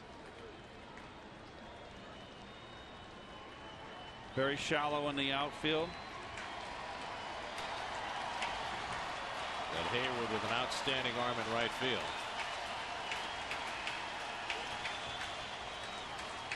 Two and 2 to Tejada. Breaking ball, nubbed past the mound. Peralta charging, bare hands, not in time. A run comes in, and the tying run moves to third. Tejada nubbing one just past the hill. He gets an infield hit to drive in Duda and make it a 3-2 game. And Campbell moves to third. Did Rosenthal get a glove on this? Don't think so. He did not. Mike Matheny is on his way to the mound to talk to his closer Trevor Rosenthal, who's given up 3 hits, although 2 of them were not hit hard. But he's had to work very hard already here in the 9th inning, and now he'll face John Mayberry with the tying run at third and the potential go-ahead run at first. One thing the Cardinals don't want here is another repeat of what happened in Pittsburgh. And for the Mets, obviously, this would be a huge base hit or game-winning double. Are you getting ahead of yourself? I'm getting ahead. Just kind of trying to set the stage. So now keep in mind the Mets have 2 left-handed bats on the bench, but they go to the veteran bat here in Mayberry, who's had 1 career at bat against Rosenthal, and he had a base hit against him. So that's the button that they push, whether it's Terry Collins or Bob Guerin making that call. Terry was ejected early. Campbell the tying run at third, Tejada at first, and Mayberry takes low and away for ball 1. If Mayberry keeps it going, Juan Lagares would be next. 25 pitches already in this inning for Rosenthal, and still nobody up throwing behind him. It's not easy.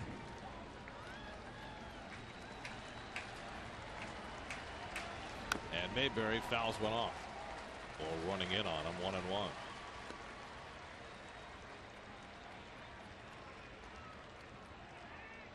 Now the Mets finally score a run without a home run. 16 straight runs going back to the last game in San Francisco. Had come in via the home run. They get this one on an infield hit from Tejada. Now they'll get Manus up in the bullpen. Mayberry checks his swing, takes a strike. And again, the Mets find themselves down to their final strike. Fastball outside corner, knees.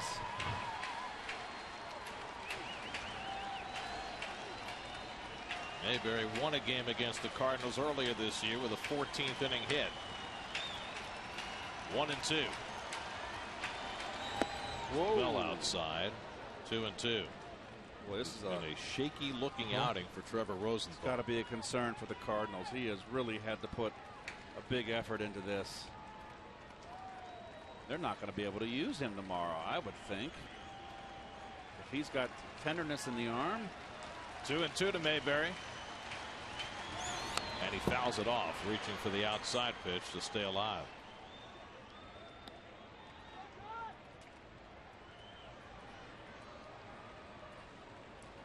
Trevor Rosenthal about to throw his 30th pitch of this 9th inning.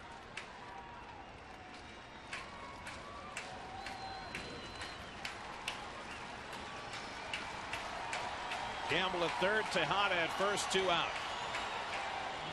Time is asked for.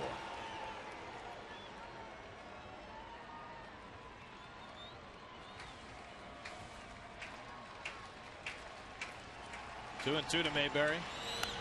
Hot foul, backing out of play.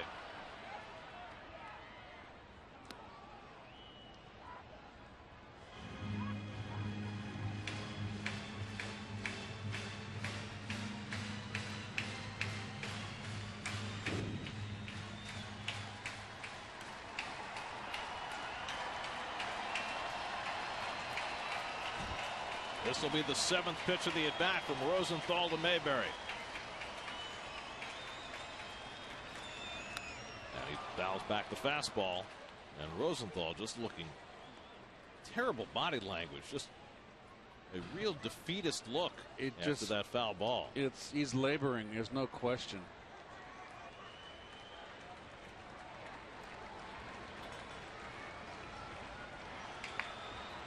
Now Mayberry perhaps gaining in confidence with every pitch. 2-2 coming. And he misses inside, full count. That'll get Tejada in motion from first, carrying the go-ahead run. Tried to throw the changeup, missed in. It's going to allow the first baseman to play behind Tejada, and Reynolds is not playing behind Tejada. Ruben will be in motion here. Wow. Extra base hit. The Mets might be able to grab the lead. 3-2 to Mayberry. And he struck him out. Got him with a changeup. And the ball game is over. Rosenthal somehow fights his way through the 9th inning. Strikes out Mayberry to end it. And the Cardinals hang on to win it 3-2. Well, a tough loss for Noah Syndergaard. He won 7 innings, gave up 2 runs. The one hanging breaking ball was the difference, was the home run, the 14th home run by Peralta. That was the difference in the ball game, and the Mets continue to have trouble scoring runs. The highlight for the Mets offensively is Granderson's 14th home run.